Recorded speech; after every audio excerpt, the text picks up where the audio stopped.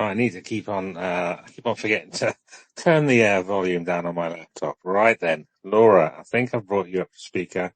Let me send you a co-host request there. So a slight delay, another little issue with Tryzub radio. Blimey, one of those days again today. So, Laura, let's see if you. Oh, I can see you as co-host now on my laptop and on my phone as well. Let's test your microphone, see if it works. Hi, can you hear me? Yeah, 505. That sounds good. Good microphone. I think last couple of days it was really quite loud, but that's perfect. Perfect sound. How are you doing today? Oh, good. Please tell me if it's loud. This thing has a mind of its own. I don't adjust it, and it seems to change itself on its own. It's really not good. Thank you. Very good, though. Thank you very much. Excellent, excellent. Well, I was out working today, so I got back a bit late, and then I literally just found that, our Gmail account's gone again, Laura. Tryzub Gmail's account's been suspended again for no reason Oh, whatsoever. no. It's Honestly, like the whole internet seems a little broken, but I think we just keep going, try not to stress, right? Do you want to tell them about what happened, or should we do a timestamp? oh yeah, timestamp wise. Go on then. Thank you. Thank you so much, everyone, for joining us today. Welcome to Tryzub Radio. Today is Monday, November 3rd, 2025, 8 p.m. in Kiev, 6 p.m. in the UK, 1 p.m. Eastern Standard Time, and 10 p.m. Pacific Standard Time. Thank you Sorry, I very can much. do it again. It's 10:04. I'm sorry. It's 10:04 everywhere. Do you want me to, should I do it again? 10:04 everywhere. We're all in the same time zone. Yay! Oh, you know that's not what I mean, of course. No, you're okay. You got it mostly. I'm a bit discombobulated today as well, because I literally found that Gmail thing out just like 10 minutes before I was coming online. I was like, what? Again, second time in a week? I mean, last time they realized they'd made an error 12 hours later. Although Twitter's still being Twitter. Honestly, it's a bit bonkers, isn't it?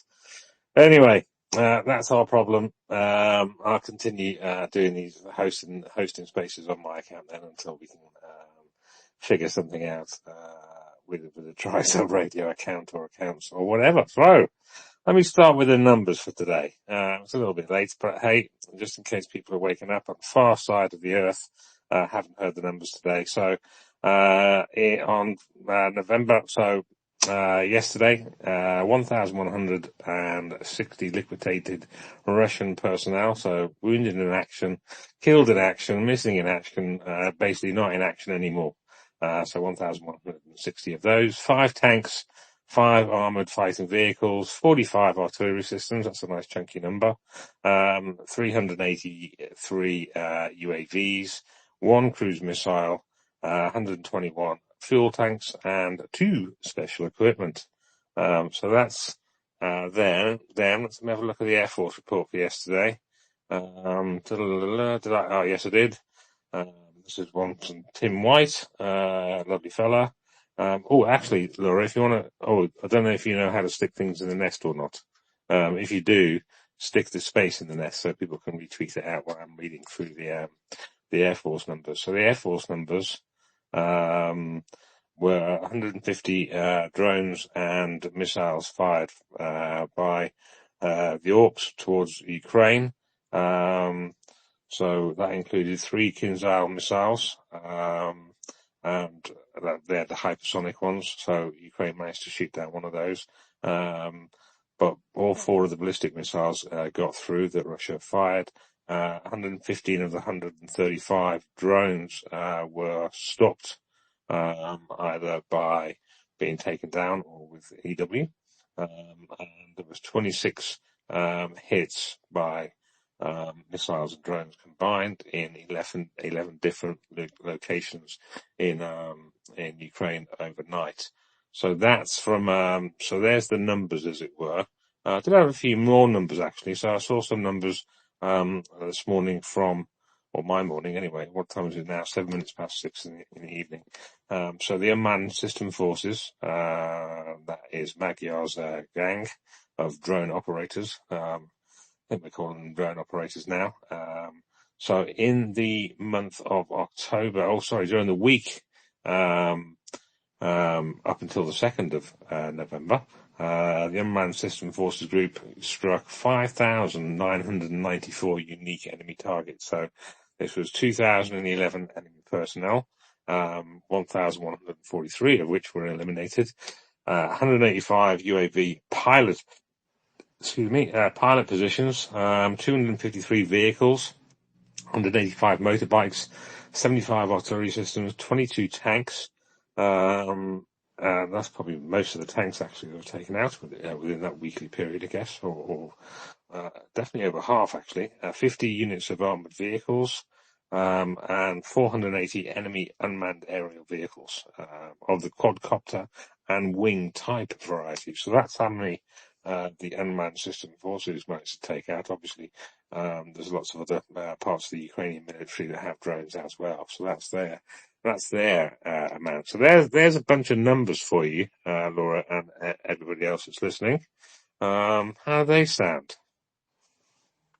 It did sound like Tim White was illustrating that it's larger, that the numbers are accelerating on both sides for whatever reason. Yeah, it sounds like listening. I was reading what Tryzub was saying. It just sounds really bad. I think she indicated she writes such interesting things, I think, and she just said she didn't have fancy words, just bad. It sounds really bad. But I mean, obviously, and she means, of course, losses for Ukrainians, but the whole situation is just so horrific. Thank you. Yeah, it is.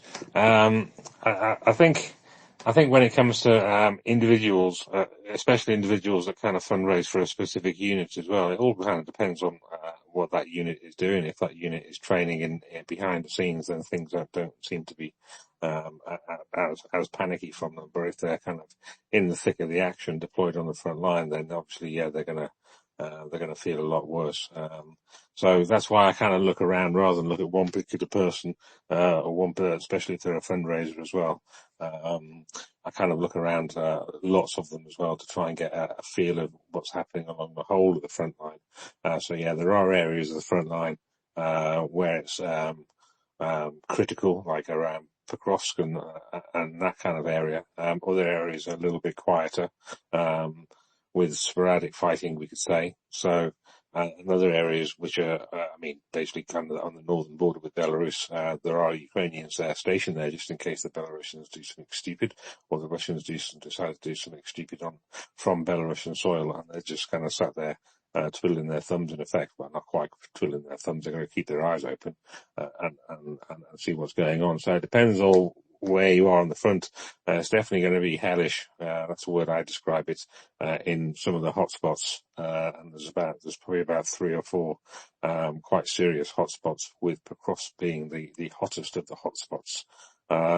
So yeah, especially if the Ukrainian forces are actually on the offensive as well. So like the Bunny Ears area, just north of Pokrovsk, that's where the Ukrainians are trying to mop up and take back territory that the Russians kind of took a little bit of. Looks like the Bunny Ears are, at least not, any part of the Bunny Ears is not Russian held at the moment. There's still some grey bits I saw on a few maps, so there's still some mopping up to go. And that's kind of quite important to do that mopping up, because I got a feeling that the Ukrainians are going to try and push down from there, which would then take the right pincer, looking at it from Pokrovsk up north, the right side of that pincer that the Russians are trying to use to enclose or to encircle Pokrovsk and Minrad. Minrad. I hope I pronounced that correctly. Probably not. But yeah, that looks to be the plan there. I wonder if that was what David was on about, but he did say something cryptic regarding that map, which is similar to what I've just said. But obviously I'm not military, so I just look at these things and take my best guess, and probably using the wrong words for it as well. But yeah, I think it's getting a little bit colder. It's not as cold as it's going to get kind of in a few months in in Ukraine. There's kind of wind, and the wind's coming from the south, so off the Black Sea and whatever, towards most of the country. So it's definitely chillier than it was a month ago, but not really into winter yet. There seems to be some showers going through, and that kind of stuff. So yes, what do you want to start up today then, Laura? What kind of news topics do you want to talk about? Anything particular? Because I've been working all day, so I haven't been scanning the news that much. I'm kind of going down Tim White's a feed just to see if there was anything interesting in there. I did see there was that what do you call it, drone strike on the fuel terminal, or the crude export terminal, in Krasnodar Krai in Russia, where 2 to 3 tankers got hit and a tugboat. And there was apparently a small, oil slick there as well. That was probably, I reckon, that might have been caused, probably not from one of the tankers, but maybe from the fuel lines, or sorry, the crude lines and stuff like that go to the tankers. Maybe that got damaged and therefore spilled a little bit of oil into the bay there. So that's all I've seen there on that, but I've been a bit sparse with the old numbers. Oh yeah, I got a thumbs up from Texas there. So I don't think it's a big, what do you call it, oil slick. It's just a little bit. So they should be able to clean that up. Obviously, we don't really want oil slicks happening. Although frankly, to tell you the truth, if it's an oil slick on Russian territory, I don't really mind telling you the truth. They can clean it up, assholes. Yeah, it serves them right. But obviously, I do care about the fishies and that kind of stuff. But if it's fishies or people, then definitely prefer people to fishies. And even though I like dolphins and all that kind of stuff, well, triage in effect. Texas Andy, just got you up. I think I got you up. Well, there you are. Yeah, can you hear me okay? Hey, yeah, sound great, mate. How are you doing Uh, today? yeah, doing pretty good. It's raining. It was 65 here in Lviv, but what you're talking about, that oil terminal, it got hit in like 3 different places. So that's the reason for the oil slick. Yeah, do you think it was kind of the pipes, right? I don't think it was the tankers, was it, that was spilling oil with any holes in them? I think it was probably No, just pipes and I, stuff like that. yeah, I take it to pipes, and if I'm not mistaken, didn't they get a tugboat with it right there, or is that the other location? No, I think they did get a tugboat there as well. I mean, I got a little bit confused because the first reports I heard of strikes kind of in that area in Krasnodar Krai, I'm pretty sure was on the Azov Sea, was a port on the Azov Sea. And then when I woke up the next day, it was all about, Tapuz or whatever that place is, begins with a T. And that's obviously on the Black Sea. So I thought, oh, maybe the first one was a misname or whatever. But I think they got 2 there, didn't they, in Krasnodar Krai that night? Um, One just in the Sea of Azov, was kind of northwest of the Russian side of the Crimean Bridge, and the other one kind of halfway from the Crimean Bridge, along the Black Sea coast to Sochi. I think that's right, isn't it, Texas? Do you think? Yeah, where they hit is the 3 locations where each ship would come up to is the joining terminal, where you know how the pipe would tee off and go up to that depot terminal. They hit those. Yeah, exactly. So I mean, they're going to be have kind of hoses and, well, pipelines going to hoses, and then the hoses going to the tankers and stuff like that. So yeah, I think there's 6 altogether, berths there, and they're quite deep water ones as well, because you can get quite big tankers. Not the hugest of the tankers, but I think what do they call them? Aframax or something like that. You got these different size ones. So I don't think of the mega big one, but the second biggest ones, and below. So yeah, I'm pretty sure that all of those tankers that were hit, or damaged a little bit, were Shadow Fleet ones as well. So I hope this gives uh, companies that decide to insure those things and work with them pause for thought, as it were, so they won't. Although some of them get insured by Russian companies, so well, it'd be quite interesting to see if they're going to get paid out. Because if they have bought insurance and then the insurance company then turns around and says, actually, no, you've been paying us a lot of money for insurance, but actually it's void because, well, what are you going to do? You can't really take us to court, can you? Because, well, they're shadow fleet tankers, where they're going to take them to court, Russia. And I don't think Russian courts are going to side with them. So yeah, it could be that side of things, the economic side of things, could get quite interesting there. And if they did take out, like 3 of the 6, I understand, 3 of the 6 loading points, that obviously halves, the loading capacity, of that particular port, which is quite good. Because those things haven't really been hit before, maybe they're going to have some spare parts and stuff like that. I don't really know how complicated those things are. All it seems is some pipe and some, maybe a few pumps and stuff like that. So it doesn't look like overly complicated, like a refinery, for instance. It's just pumping gear, I think, and some, on-off stop valves and things like that. But yeah, definitely hope Ukraine go for the other 3 and go for the other ports as well. As long as they can take them out, take out the pumping things, so that means they don't have to take out the tankers, because that would obviously cause quite a big, well, if they got the whole bit, that could cause a massive oil slick. But all you need to do is take out some of the superstructure of the steering compartments, as it were, the bridge, I think it's called. Yes, the bridge, isn't it? Yeah, take that kind of stuff out. But yeah, taking the pumping stuff out is good. Taking the refineries out, some of the things in there, taking the pumping stations along the pipelines as well is also brilliant. Taking some pipelines out as well, especially if it's gas. Not really going to cause a mess with gas. Yeah, and even taking out some oil pipelines and definitely fuel pipelines as well. Like those 3 fuel pipelines that were taken out a couple of nights ago, on the Southern Ring Road around Moscow, the diesel, the oil, and I think it was jet fuel, were taken out, made a nice big boom. So yes, Ukraine is definitely stepping up when it comes to UAVs and missiles heading into Russia, causing Russia problems. But then Russia is also doing the same, as usual, to Ukraine. But Ukraine just needs more help off its Western partners in all things air defense, and well, all things basically. Just keep on trying to support Ukraine in that way. Right. Do you want to talk about anything in particular, Laura? Have you got any tabs up of news you want to talk about, that I can then segue off, as it were? Thank you. No, and I can read the takeaways too from ISW. I also thank you Oh so yeah. much, Texas. Oh, Texas Andy, thank you so much for coming up too. I've meant to ask, I mean, your work there sounds amazing, and I'm so grateful for everything you've talked about.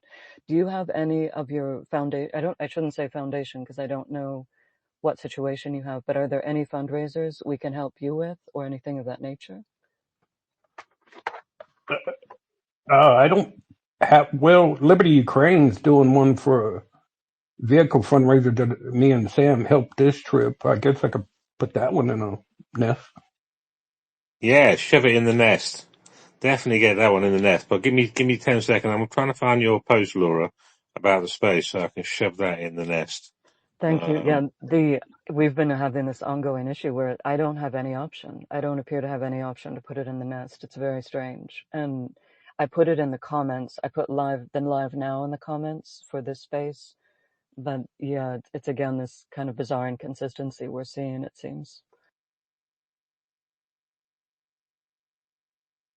I can't. I mean, I can post things in the nest from my laptop. What do I use? I use Brave. I think I'm using Brave. I know I'm using Chrome at the moment for that. So all I need to do is just because I'm actually logged in on that as well, on the host account, on my laptop as well as my phone.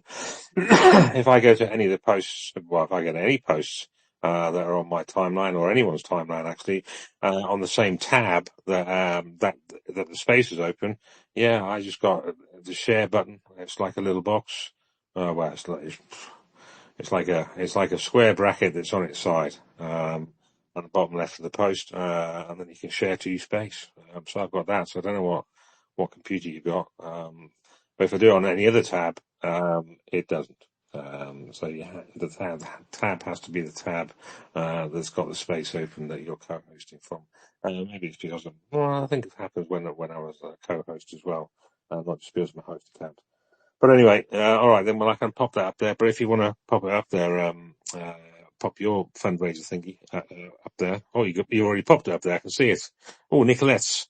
So what have we got up there? So we got your Liberty Ukraine thing, Texas, and then we got MySpace post up there, that put up there, and then you've got another one. Excellent, brilliant. All right then. So we got some fundraisers up there. Excellent. So what you been up to kind of in Ukraine lately, in the last week or so, Texas? Give us an update. What's for everything from weather to kind of how your nights have been? Have you got much sleep, or is it ridiculous o'clock in the morning you get woken up? Yeah, it's been pretty quiet here. There was a few days ago was under the 6 hour attack, but that's the funny part about it is when you're here in Ukraine, you can't talk about 90% of it, but you can only share 10. So I'm back in that situation where I'm out and about helping with really stuff I can't talk about, but then I try to get in, try to find different things to do today. And I want to get to the frontline kitchen and volunteer there for a bit to help them make the freeze dried soups and stuff for the troops is out and about. But yeah, the weather here has been flip flopping. It was like 45 yesterday and it was 65 today. I actually had to turn on the AC. It got hot in my apartment, but yeah, it's so far so good, and it's got limited time left, but trying to get everything I need to get done before I leave. Yeah, well, yeah, I mean, obviously, yeah, OPSEC is very, very important. So, yeah, if we ever ask you kind of what you've done, just don't say anything. Obviously, well, you're not going to anyway, but, it doesn't mean spill the beans, as it were. It just means, tell us what you can. And if you can't, it was completely understandable, basically. Yeah, I thought if I ever get to Ukraine, I'd probably, volunteer to peel potatoes or carrots or whatever to frontline kitchen, and do that kind of stuff, or drive something around, because I used to be a delivery driver, and I like driving anyway. So, I'd be pretty useless on the front lines. I probably wouldn't even get there. Actually, I'd probably be out of breath before I even got anywhere near the zero line. But stick me in behind a wheel, with an accelerator and a brake, and I'm okay. I can keep going. I could drive for a very long time, actually. So yeah, so we can all find different uses for things. We're joking yesterday with UK to UA. He'd be pretty useless on the front lines as well on the zero line, but he's pretty good at driving aid from Wales and the UK and different places all the way up to Ukraine. I think he's 60 plus trips he's done now. Yes, I'm just seeing just on that oil slick. So I just saw a post by a guy called Him Bike. He says large oil slick spotted today inside Kerch Strait, Port Kavkaz breakwaters. So that's actually a different port than the one that was than the loading terminal that was hit. Oh, we got a requester. Who's that? Oh, Nicolette. Nicolette appeared in the. Is she up? Yes, she's up. Nicolette, how you doing? You made it into the nest. You made a post of yours made it into the nest. I see that. Thanks, Texas.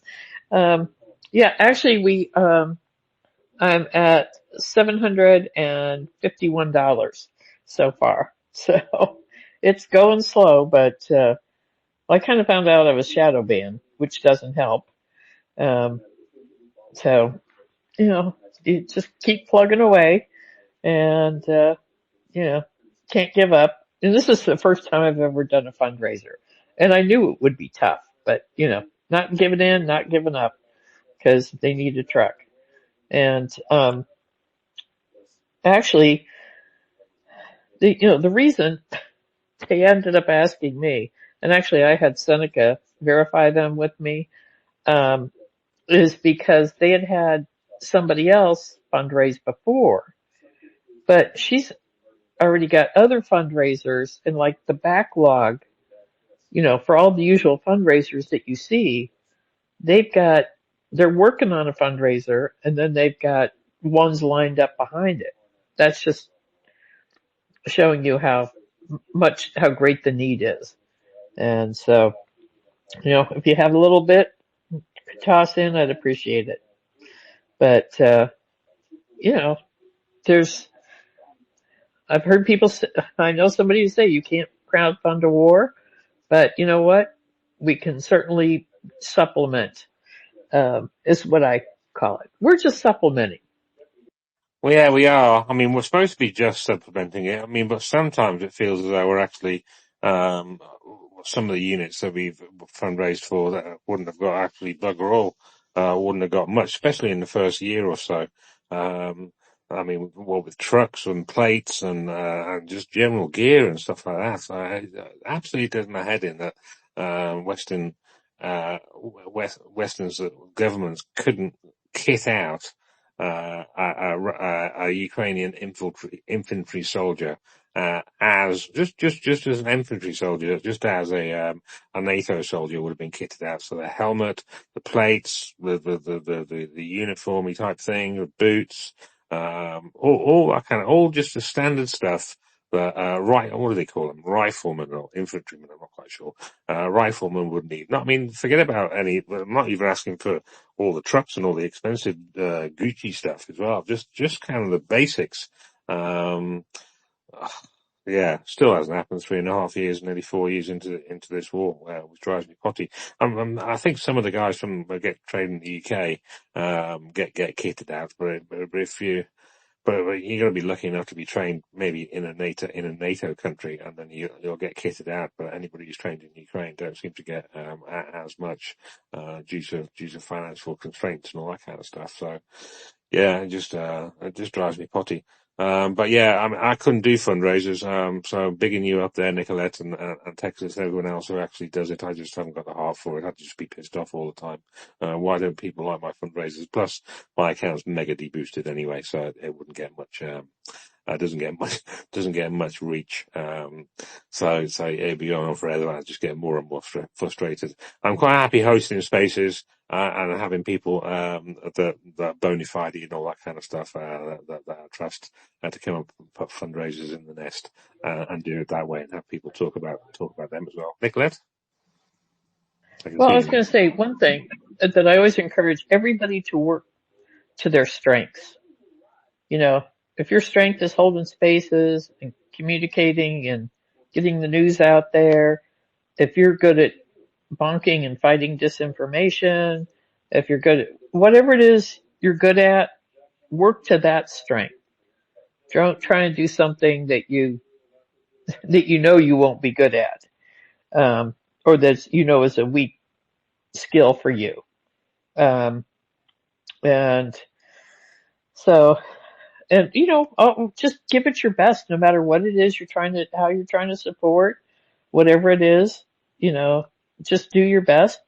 But, there is always a balance. I know it gets hard for a lot of people. Taking a break is never a bad thing. Because you have to as I always say, if you don't take care of yourself, you can't take care of anybody else. So keep that in mind too. Yeah, as that phrase goes on airplanes, make sure your own oxygen mask is fitted first before helping others, because otherwise you're going to need help yourself at some point. So I do like that phrase. Yeah, you can't bite off more than you can chew as well. I mean, definitely try different things. So people who maybe haven't spoken before in the space because they think they got nothing to say or whatever, just pop up and say hello. You only have to pop up and say hello. Hi, my name's Bob or whatever. Yeah, and whatever, and then you can drop down again. And then have a minor panic attack kind of from the listener spots again, and then go to yourself, you know what, that wasn't so bad. I might go up again. So yeah, just pop up, say hello, and give us a little bit of info on kind of why you support Ukraine and all that, and then disappear and recover down in listeners again. And then you won't have to do it again for a little while. But you may find you like it. Took me a month actually to get up on the speakers panel on Maria Report because, well, I was Well, on my lap. Go. Shaggy, one thing I was going to say, why I always like it when there's somebody who I haven't, who I follow and I haven't, and they come up and speak, it's like, oh, I get to put a voice with the avatar. And it Yeah. just adds that little bit more human element. It's like, yeah, they aren't just an avatar. There's a voice that goes with that. How many times have you got their sex wrong, their gender wrong? I've been thinking I've been speaking to a bloke for like a year and a half, and it's turned out to be a woman. And the other way around as well. I thought I was talking to a woman, it turns out to be a bloke. Yeah, so it's quite funny actually. I prefer not to know, whether I'm speaking to a male or a female or what some reason. I call them differentiators, because we all have internal biases and stuff like that. And I actually prefer to speak to a human because they're a human, and based on what they say, and stuff like that. And yeah, I mean, some people obviously have got a few more biases than other people, but I try and kind of treat everyone the same. And therefore the less differentiators I know, the easier that is basically, because I can just treat everybody as a human. I don't, I don't like treating the kind of women like women and men like men. I like treating women like humans and men like humans, if that makes a bit of sense. That's me. Texas. How are you? How are you? Would Oh, you like to be treated like a bloke or a human or a woman? well, sort of kind of misplaced European. But you keep saying bloke. It jogged my memory. I met the two British fellas that does the ambulance from London into Lviv with James, and I want to say the other guy with Blake, two older blokes. We actually sat down and had coffee for a while, and I actually got an evil eye when I was like, where can I get the best fish and chips here in Lviv at? Fish and chips in Lviv. Is there an English fish and chip shop there? Yeah, kind of English. No, that's why I was messing with them about it. Oh, right. Okay. That would just surprise me. I mean, I know they're into coffee in Lviv a lot. So you've probably there's a lot of coffee shops. I think every second shop is a coffee shop, or maybe that's a slight exaggeration. Yeah, no, But yeah, good. you're Go. not. You're not exaggerating because when I first came into Lviv, one of the fellows that I met here, she took me around to the different coffee shops because I didn't realize that with my American phone I could change the service provider, so I had to get a Ukrainian number. Then found out later that I can change service provider, but you could go about every 20 yards here in Lviv and get a coffee and get the Wi-Fi. So basically, I have most of Old Town Harlika district in a Wi-Fi bubble. So yeah, there's coffee shops literally 5 feet from each other. The best one Oh, was that's one of the first things I do when I'm on holiday or away for business is basically just go around war driving, it's calling, and just collecting Wi-Fi codes from as many different places as I possibly can. Yeah, make sure you yep. got VPN. Yeah, definitely handy. Mountain climber, welcome. How are you doing? Yeah, I'm good, Shaggy. So you and Tex talking about fish and chips. How about a restaurant that serves fish and chips without malted vinegar? What's up with that? Without malted vinegar, you can't be doing that. Yeah, Oh. there's a restaurant in the city I live in, and they do fish and chips, but they don't even have malted vinegar. And my buddy orders it and always gives them shit about it. But I will say one thing I do enjoy about being in Europe when I'm on vacation: uh, the fact you can get an espresso about every 20 feet. Yeah, exactly. You could probably go on I mean, we have pub crawls in the UK where you go from pub to pub to pub, or in Lviv, it'd be more like a coffee crawl, wouldn't it, in the morning? Before you reach the end of the road, you'd be wired, completely wired, on caffeine. Because they're probably quite strong. I know European, I mean, I normally have just Nescafe and stuff like that, kind of instant coffee. I call it dirty coffee. I mean, I do like my beans and all that kind of stuff, and I got my grinder and stuff, but, because I hydrate on coffee, in effect, I can't really do that in Europe because by 2.5 hours after I've woken up, I'm absolutely frazzled. So I've got to have kind of weak coffee. I suppose you should drink decaf, but it just seems sacrilegious. Yeah, Decaf. that or you got to work harder, Shaggy, so you can increase your tolerance. Yeah, I mean, my tolerance is pretty high on coffee, but it's just, especially when I go to Europe and there's free coffee machines so I mean, I've worked in quite big institutions, the European Commission and places like that. So it's all free coffee and it's like you can only have so many triple espressos, before lunchtime. Yeah, I think, yeah, maybe having 12 shots of espresso before 10:30, before the breakfast break. European institutions are crazy. You get there, start work just after 9 o'clock, 10:30, you have half an hour break, then it's lunchtime, at 12 o'clock till about 1, where it probably stretches till about 1:30. And then you've got at 3 o'clock, you got another little break. Not a lot of work gets done. Well, we do get a lot of work done, but you could probably get a hell of a lot more work done if you didn't have that many Yeah, breaks. I've never been a big, black coffee drinker when it's hot outside. But when I was in the south of France this summer at the beach, beach service there at the beach, they had espresso. So you're a little tired because you was out too late the night before, 3 o'clock in the afternoon. You're drinking espresso in the sun on the beach. So that's a nice treat. There's not much espresso where I live. I do my own mocha pot in the morning, the Italian style, and then we have a Starbucks and something else, but we just recently got these coffee shops in the last 2 years. Our hotels in the States don't normally have espresso unless it's in a big city. Yeah, yeah, definitely. In some parts of the States, you have some crazy kind of when you order a coffee, it takes about 5 minutes. You go a half latte, double, whatever. I think it's Seattle. Over in Seattle, they've got a bit of a coffee culture going on there. I think it is, and everyone's got their finicky little coffee. I mean, me, it's normally a flat white, thank you very much. Or if I ran out of milk, well, obviously it'll just be black coffee. So yeah, but I do like cappuccino. But yeah, anything basically. If it's got caffeine in it, I'm happy. And tastes like coffee, I'm okay. Yeah, I ordered some one time at a McDonald's does their little McCafe, and I told them, I was like, look, just put 4 shots of espresso in a cup with about 2 packs of sugar. And the lady opened the window and handed it out to me, and she goes, did you order the lightly sweetened jet fuel? Excellent, excellent. Actually, Texas, you're going to know this. So, do they draw? So, on coffees in the UK, some places you go to, there's some bloke or woman behind the barista. They can draw little patterns in the froth of a cappuccino. Do they draw like Tryzubs and things like that on coffees Yeah, in Ukraine? yeah, they do the flower pattern, the hearts.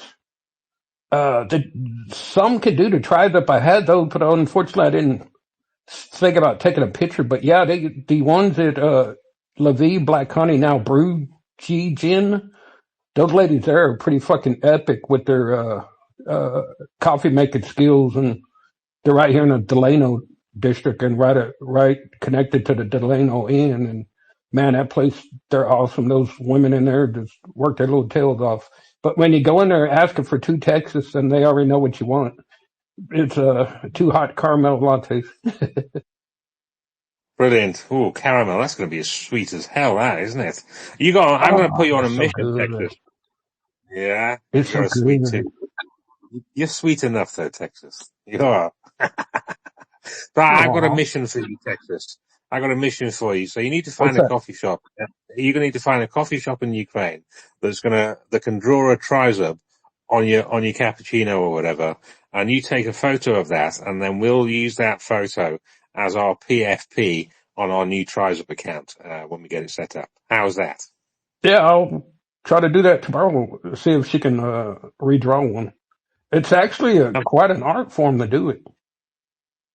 Yeah, it is. It is. So yeah. So well, tell her what it's going to be used for, and then get her to do it. I think that's a good idea. What do you think, Laura?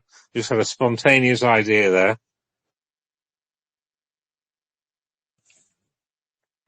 As long as it's safe for OPSEC. Thank you.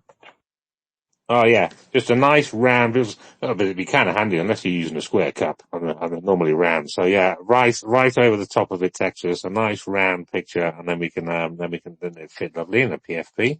I like that idea actually because I like coffee. It needs to be a Tryzub, and it'd be authentically from Ukraine as well. So brilliant. Excellent. Delegating tasks to people here, Laura. I don't ask. I just tell people. Well, kind of ask. I asked a little bit. So there we go. Yeah, we can have a competition. Anybody who's in Ukraine, I know Cola's there, he's in Ukraine. Maybe we can have a competition, to see who can. No, actually, no, I asked Texas first of all. So Texas, we're going to be taking your one. So you get that done. If for some reason you can't, then we'll swing it out to other people in Ukraine. I was thinking maybe we should have a competition. But no, I've asked you first of all. So we'll do that. Yeah, I'll get with them in the Oh, morning.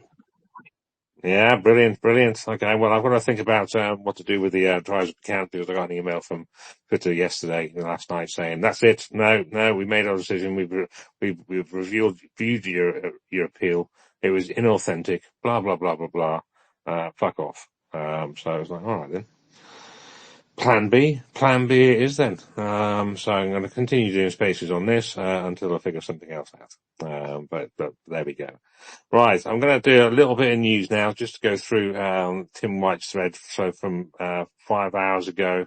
So there's oh yeah, this wasn't very good actually. So there was a trolley bus. It's like a tram hit in Powell, Pavlorad. There was a quite big strike there by the Russians, and they took out a Star Brands group, basically a kind of a factory, a factory and store that made chipsters and Big Bob nuts. I'd never heard of those as well. So there's a picture of a trolley bus that was on fire. So absolutely nothing to do with the military. Usual Russian bloody terrorism, basically, hitting civilian infrastructure, which they aim for, because those drones and stuff have got cameras on, which is not very good. There was quite a few injuries today, in various different places.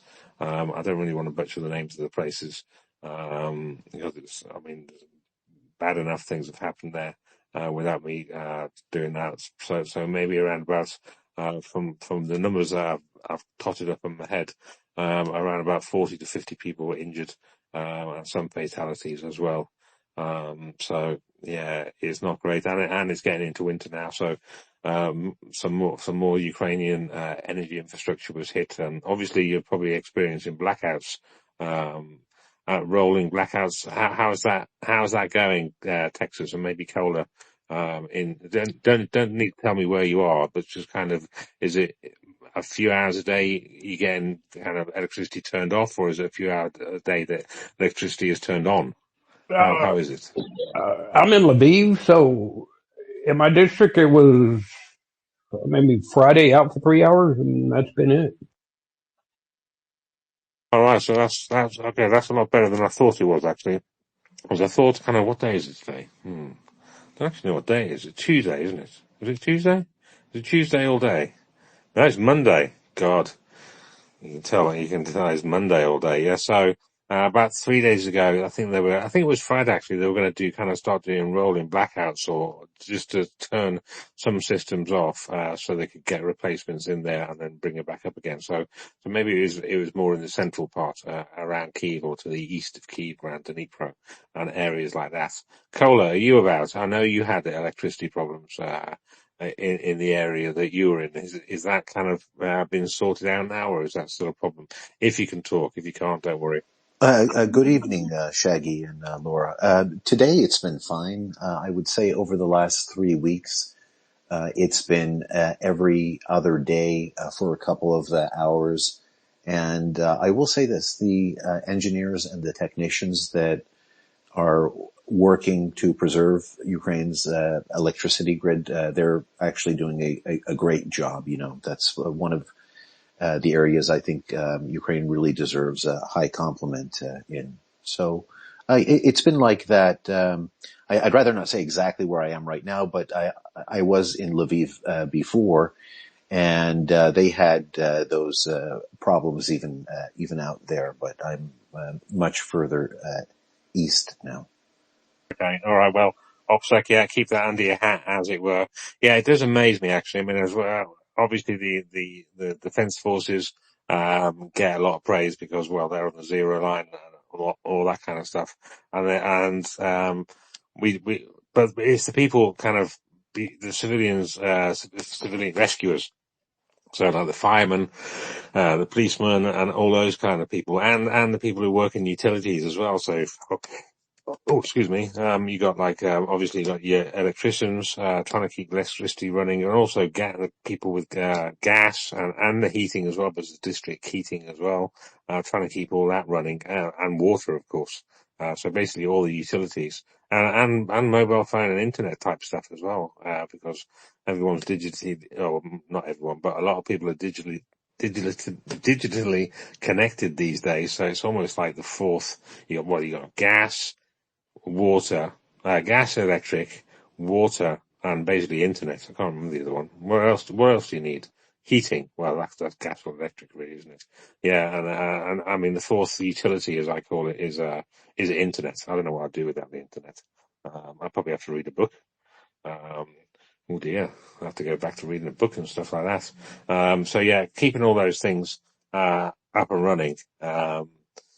It is great, obviously, from a business sense. You need it. It's great from a human sense. I mean, you need to keep warm, you need to be able to cook food and all that kind of stuff. And if you're sat there in the dark, cold, in your apartment, not quite knowing what's going on because you've got no internet connection as well, it's that fear of the unknown, can get pretty terrible, especially when you can hear things more as well if there's obviously no TV on and all that kind of stuff.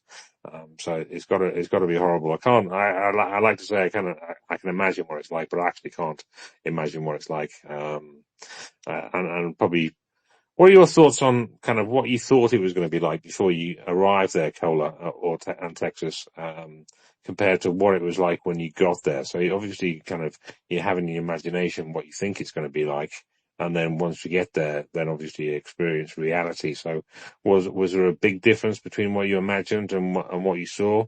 Was it better? I guess some things were better than you'd imagined, and some things were worse than you'd imagined.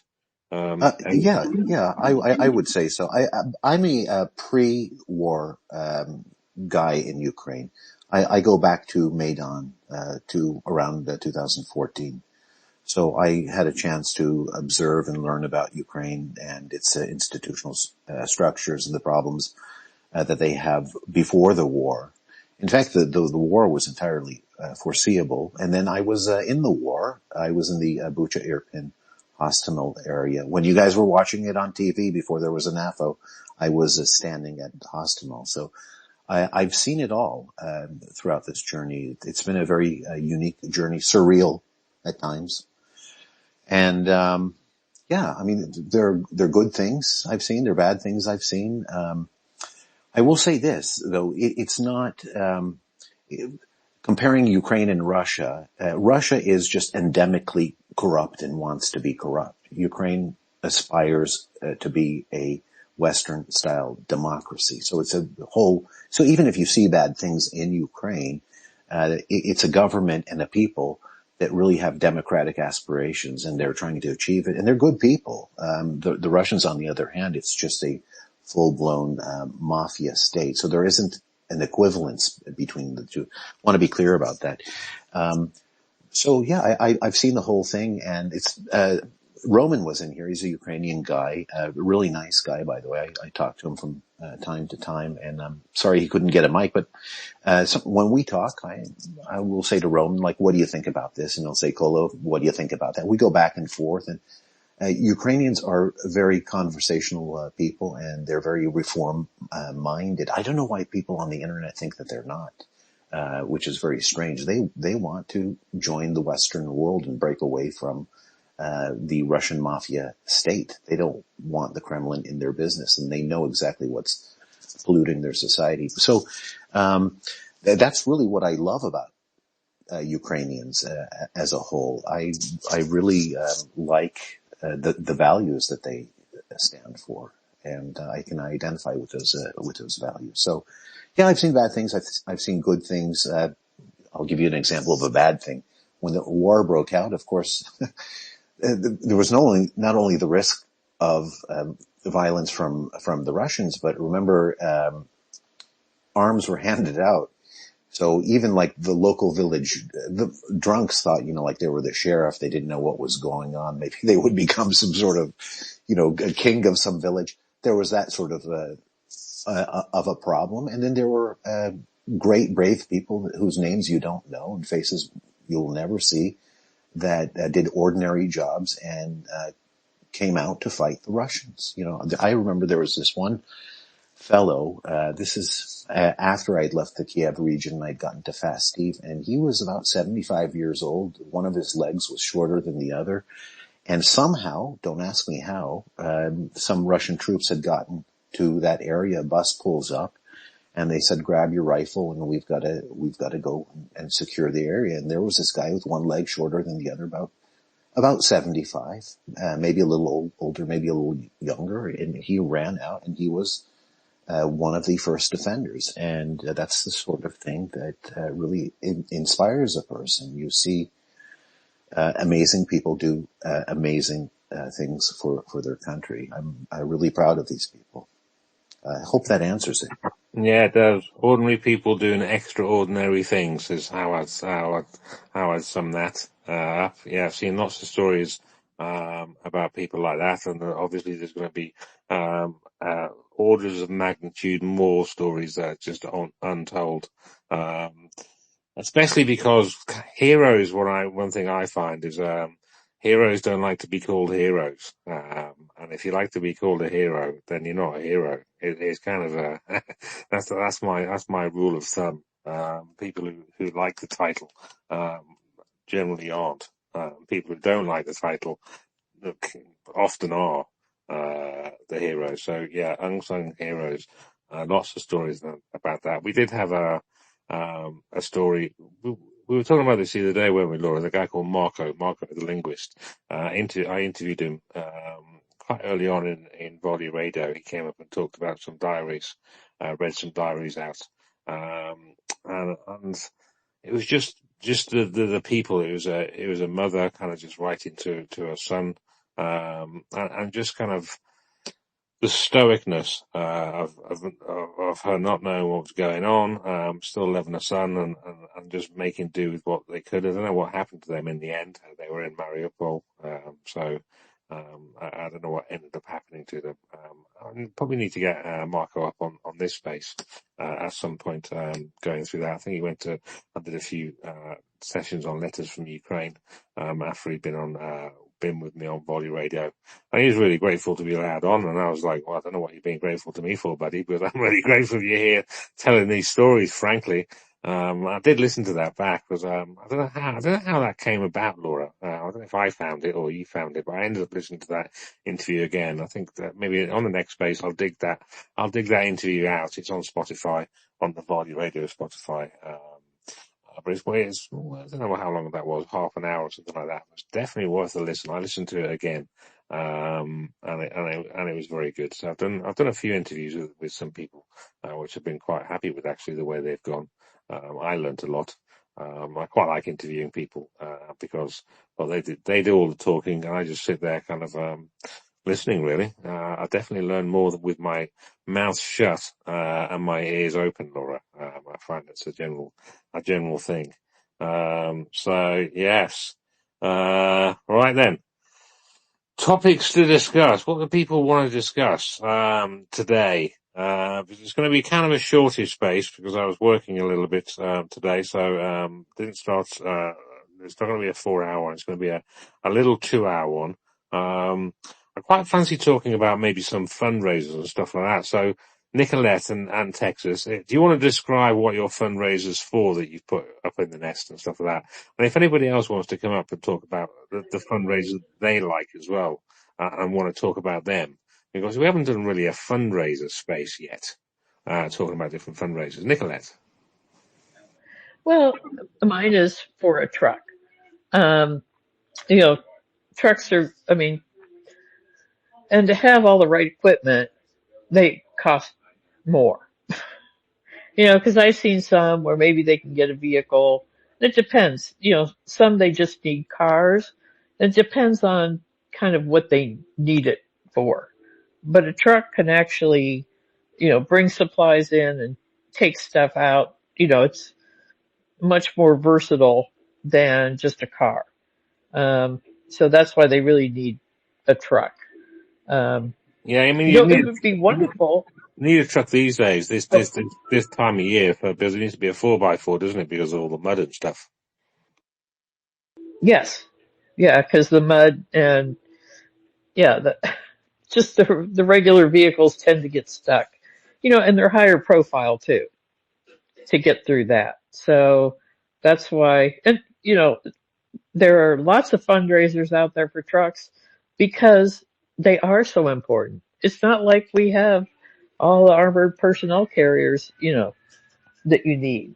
Um, and, you know, and aid such like that is very slow in coming in. So, um, you know, that's why we're trying to get a truck.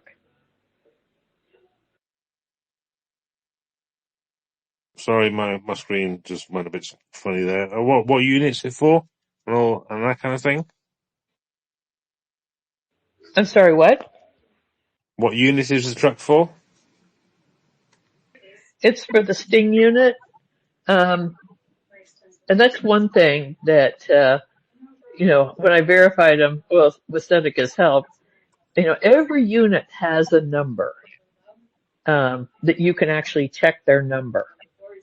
And then they usually have, you know, some like a nickname or so to speak, whatever else. So, they're the Sting unit. And, um, right now I haven't heard exactly where they are. I hope to get an update on general location. Um, but so I'm kind of waiting to hear on that.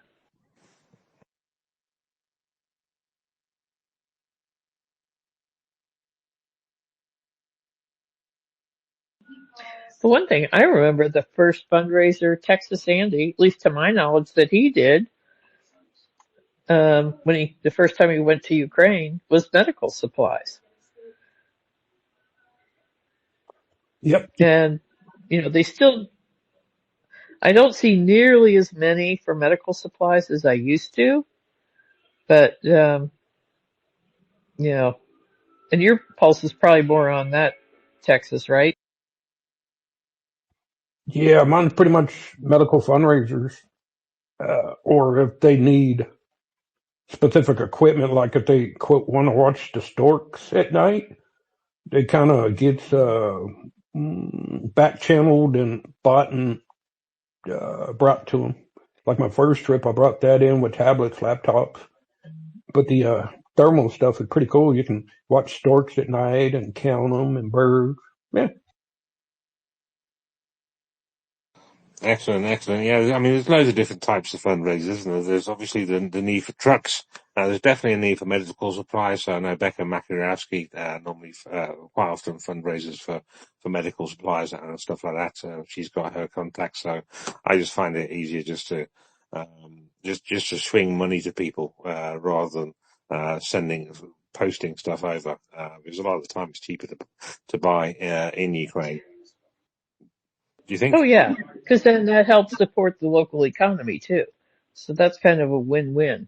And, one thing though, is that, drone fundraisers, I don't see as many, but there's still lots of drone fundraisers out there. And even ones like Wild Hornet, who have massively, scaled up their production, there's just never enough drones. Yeah, exactly. I remember when they started. Uh, it just seems, I mean, it has obviously been going on for a number of years now. But I remember when they first started, they were trying to raise money for like 10 drones, and now it's in the hundreds, they get. Very, very, very good. But yeah, there's lots of, I mean, the upping of the military industrial complex in Ukraine, so they can make these things has gone through the roof. Obviously, they're still not using all of the capacity they've got, so it's up to us to contact our reps and that kind of stuff, and persuade them to give Ukraine or to put orders in for Ukrainian drones made in Ukraine stuff. It's definitely cheaper making it in Ukraine. It then comes without any restrictions and all that kind of stuff that can happen from some Western suppliers as well. And obviously, kind of, well, if people are going to make these drones and stuff like that, then they're going to be earning some money in wages and things like this. And wages are a hell of a lot cheaper in Ukraine than they are, because the cost of living, although it is going up and inflation is a bit of a problem in Ukraine, it's definitely not as expensive to live there than it is, say, compared to more Western Europe, kind of the UK or France or places like, or the Nordics or something like that. Definitely it's best if things are made in Ukraine. Yes, there is a risk, obviously, with the Russians might try and missile stuff and things like that. But definitely the benefits outweigh the drawbacks, I think, as well, trying to get the Ukrainian economy at a level, as a higher level that it can be, just because it's cheaper. They're even, Ukraine now in some areas of their military production, for instance, with those, Bodana, what do you call it, artillery systems, they're actually making more of those now. So they can actually start selling some, sort of exporting some as well. Obviously, when they export them, that brings foreign currency in, which they can then use to make more stuff in Ukraine as well. So it's a positive feedback loop as well. This sounded a bit odd. A few people have been like, hang on a second, if Ukraine wants some military stuff, why are they selling some of it? And it's just because, well, they're making more of some in some areas, but have a shortage in other areas. It's as simple as that.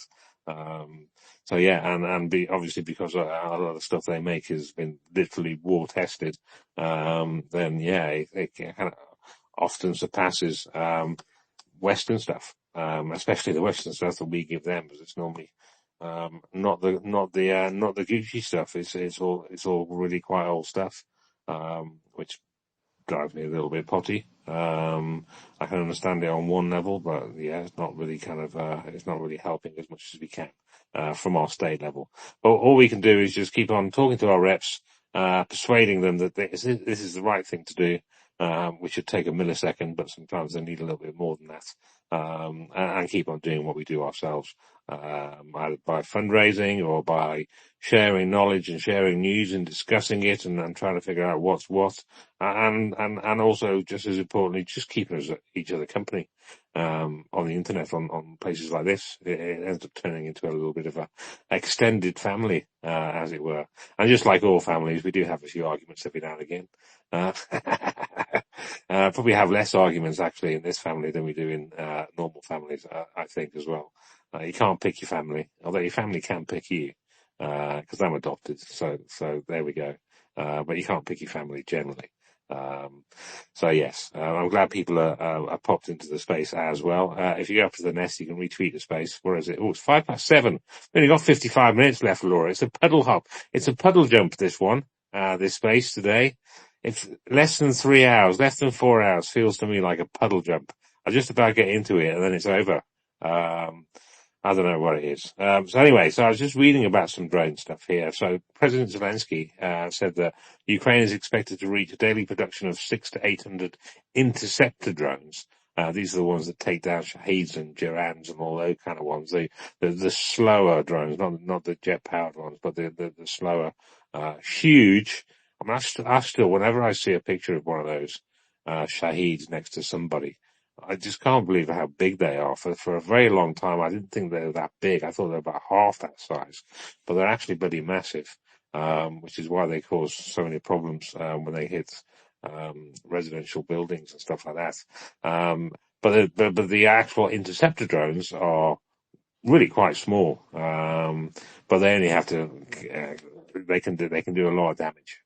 So by the end of November, 600 to 800 interceptor drones a day, which is needed really, and they need to be obviously in the right places as well, spread out, because you don't even the Russians, sneaky fuckers, don't use obviously the same paths to come in on. So drone guys and gals need to have lots of these. And some of these interceptor drones will start to have AI in it and things like that. So you kind of get them in a general area of where the Shahed or the Gerad or that type of drone is, and then it can then it can go off by itself and intercept it. And these are definitely required. So, a little quote from President Zelensky here. But this is after he had a meeting with some journalists. This is according to Ukrinform today. So he said, "I said earlier that by autumn, production would reach up to 1,000 interceptors per day, and it will. Of course, it's not an easy task. We believe that by the end of November, production will reach 600 to 800 interceptor drones per day, unless something goes wrong. Because sometimes, as we know, strikes happen." And I think he's talking there about strikes on interceptor drone factory. I think one of those happened a couple of weeks ago, which did put a bit of a crimp it did put production of these things back a little bit. So Ukraine does do its best to make its production of these things in different areas, and then they're put together in different areas as well. So there's no single point of failure with these things, which is a very good idea. And there's also a lot of these production facilities are underground as well, which is very good, especially kind of the missiles and stuff like that. It's quite deep underground, but there is a hell of a lot that is on the surface, and if the Russians know where it is, then they're gonna be going for it.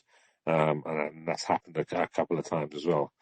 So yeah, as we know, strikes happen, and you should also know that the strikes are targeting not only our energy sector. So he's basically talking about the strikes on those production facilities.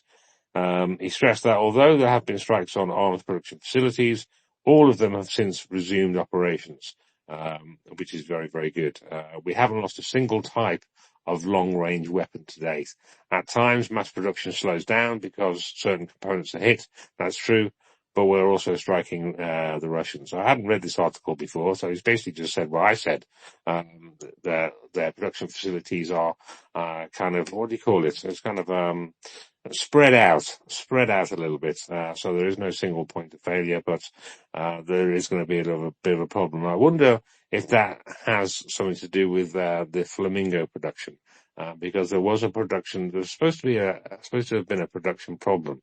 Now, I don't know if it was a production problem, something technical, which they had to fix, or if it was a production problem, i.e., some part of the production process got hit by a missile, and therefore that slowed everything down. Because originally, Yes, Shaggy, I think that's what actually happened. That news article came out, and I think that they may have gelocated part of it, so they transitioned to Europe. The solid rocket propellant production and some other parts of it had to be transitioned elsewhere, so that's probably slowed their production capacity down. Okay, all right. Thanks for that bit of color, actually, because yeah, that makes a little bit of sense. I think I've got a visual in my head of the actual facility that was hit that I think was that one. So yeah, it was originally. I mean, I think it was the end of August, beginning of September. Yeah, I'll put this out there. They need to quit. They need to quit doing the PR crap, because that's the second or third time something's come out in PR, and then a few days later, Russia locates it and hits it. So they need to quit promoting all that stuff. They can tell us about it, but don't give us pictures. Don't give us anything else that would give us any way of finding it. Yeah, some loose lips sink ships, basically, and not just ships, kind of drone things and missiles and all that kind of stuff. So I'd rather not know. The time we want to know about things at Mountain Climber is when we see booms happening, isn't it? When we see booms. Yeah, I like to say warheads on foreheads. That's when I want to find out about it. Oh yes, I like that phrase as well. Warheads. I haven't heard that one for a little while. Warheads on foreheads. Yes, like that one. I might nick that one if I remember it, my Mountain Climber.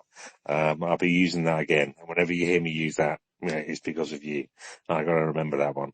Yeah, so So yeah, we don't, it's nice to know. It's always nice to know, and be a bit nosy and stuff like that, but the Russians are just going to be there kind of, trying to take any snippet of information they can, to try and fuck things up, for the Ukrainians, obviously. And we definitely don't want that.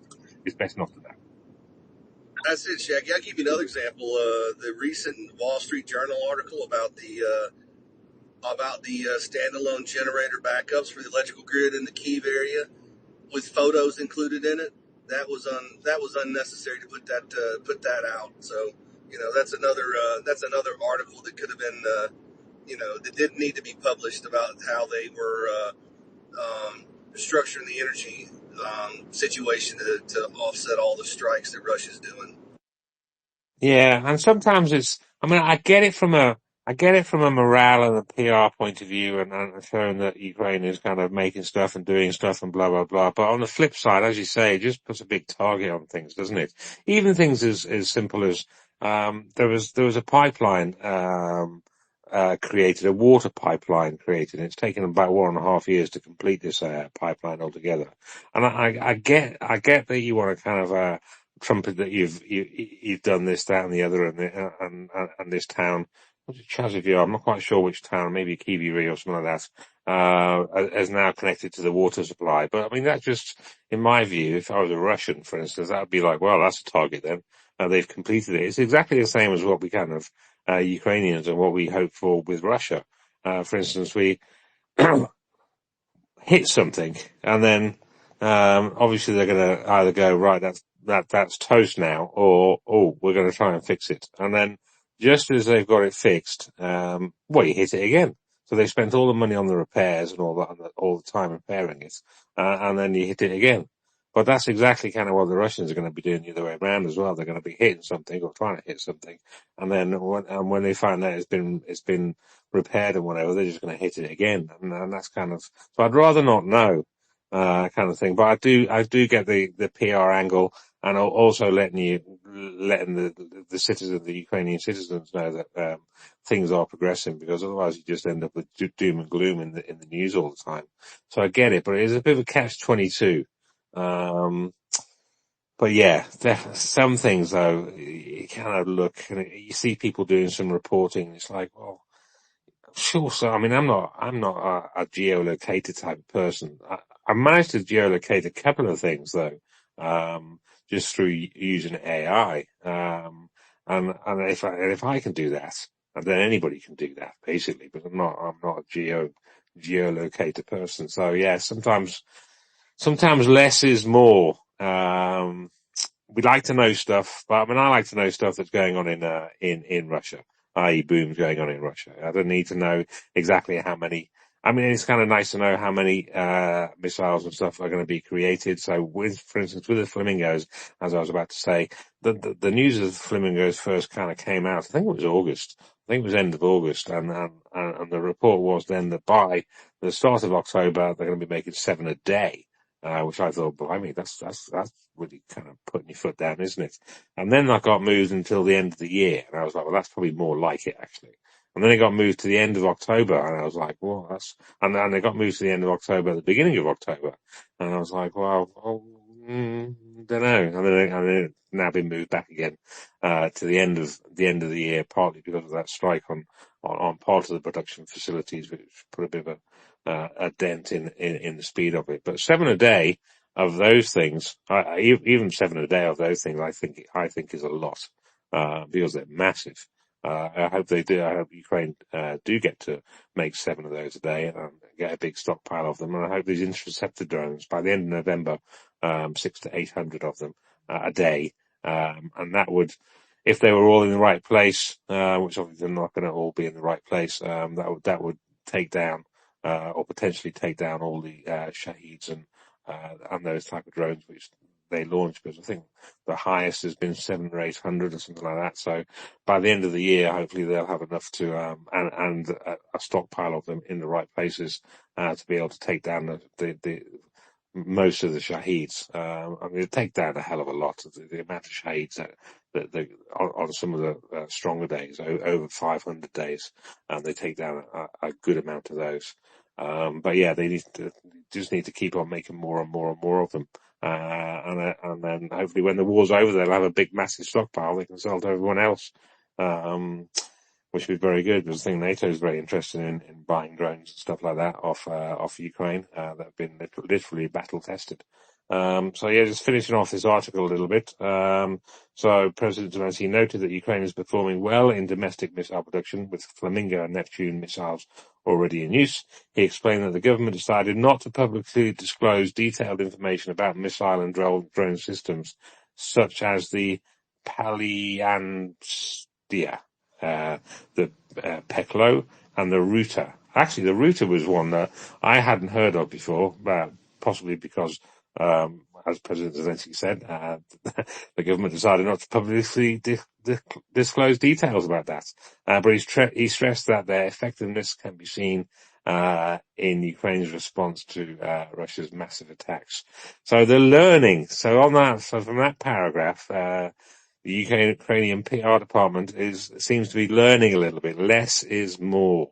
We know they're doing stuff. We know Ukraine is very innovative and is creating these different types.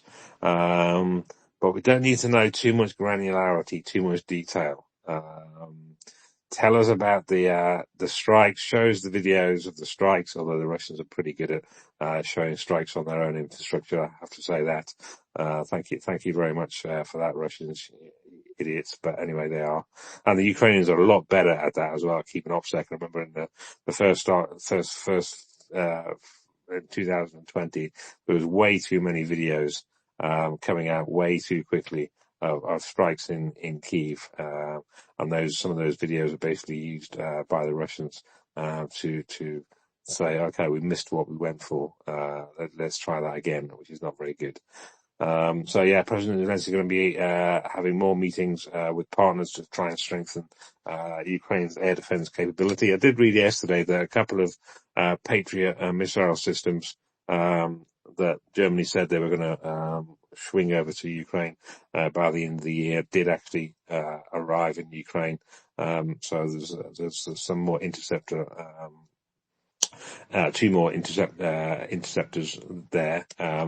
Obviously, they just need more and more Patriot missiles for the batteries.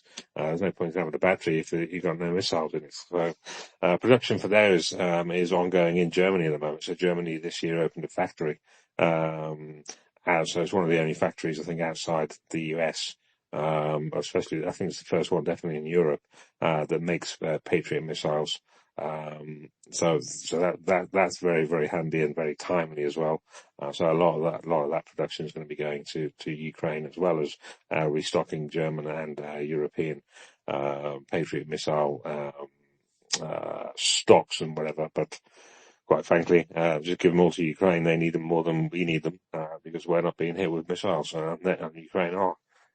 So that's that. And I just went for another little bit of news then, that didn't open up. So, a little bit of financial news here. So the EU reportedly is going to be approving a 1.35 billion euro funding for Ukraine. Apparently, let me get this little article open for you. The release was previously withheld 600 million of that. So this is probably going to do with those chapters. So there was a little bit of a hoo-ha, as I describe it, a couple of months ago so Ukraine passed a law, which made some of Ukraine's civil society a bit pissed off. It was to do with NABU and the anti-corruption agency and SABU, I think it is, and basically the Rada passed a law that a lot of people didn't like. There was protests happening in Kyiv and various places.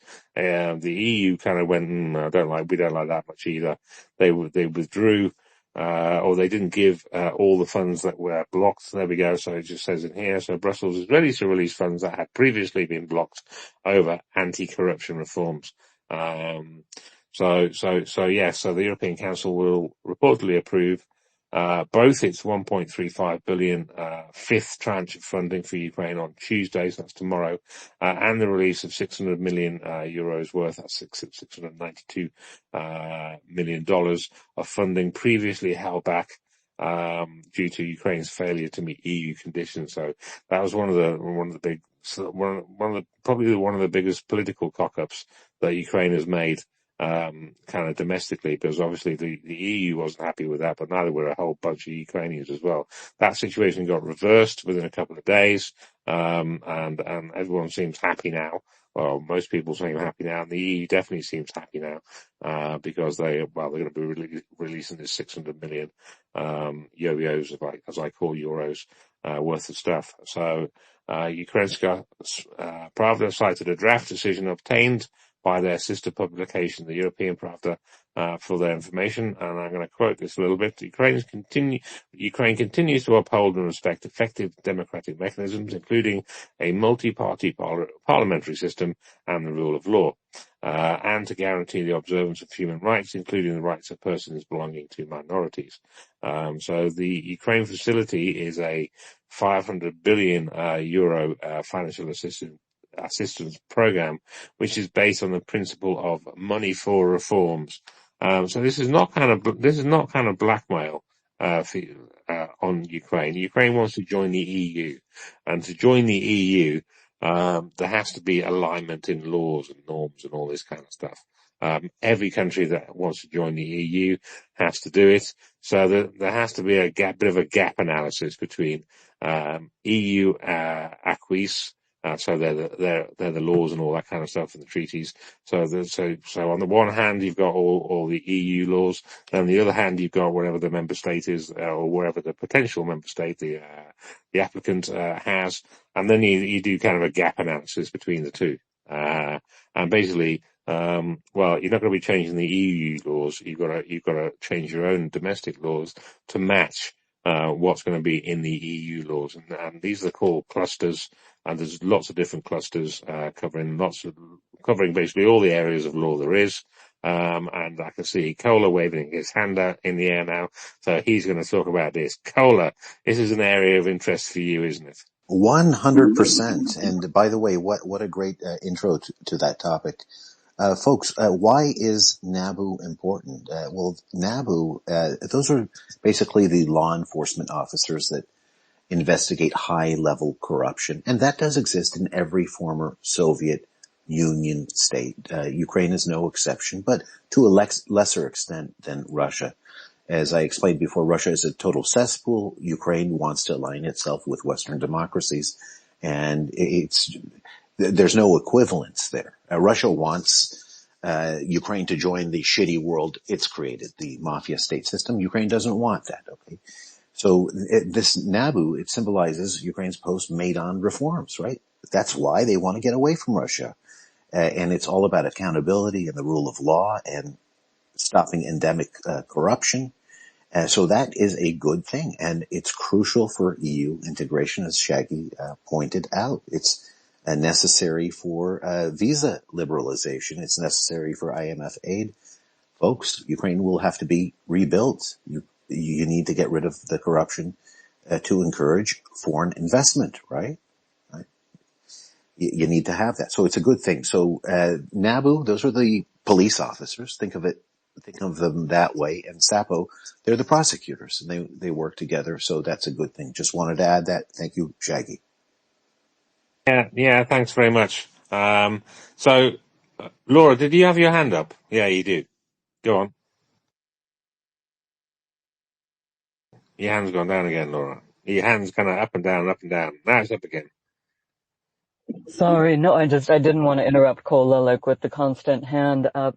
And I do, and I respect, your guys' opinions. I have the kind of rebuttal of that gets my hackles up in terms of, it's like, from my perspective, it's this kind of patronizing view from Europe, or the justified, that I understand, I believe some of the arguments on the other side, but it's like this kind of white glove, like, we're so much better than Ukraine, as if it's the fiction, I think, of like, do you know how much corruption there is in this country, in the United States? And I know you guys probably do too, and I don't know if any of us really know the extent, but it makes me really uncomfortable that they kind of are talking down to the Ukrainians of like, oh, you have to follow the laws in this completely lawless situation.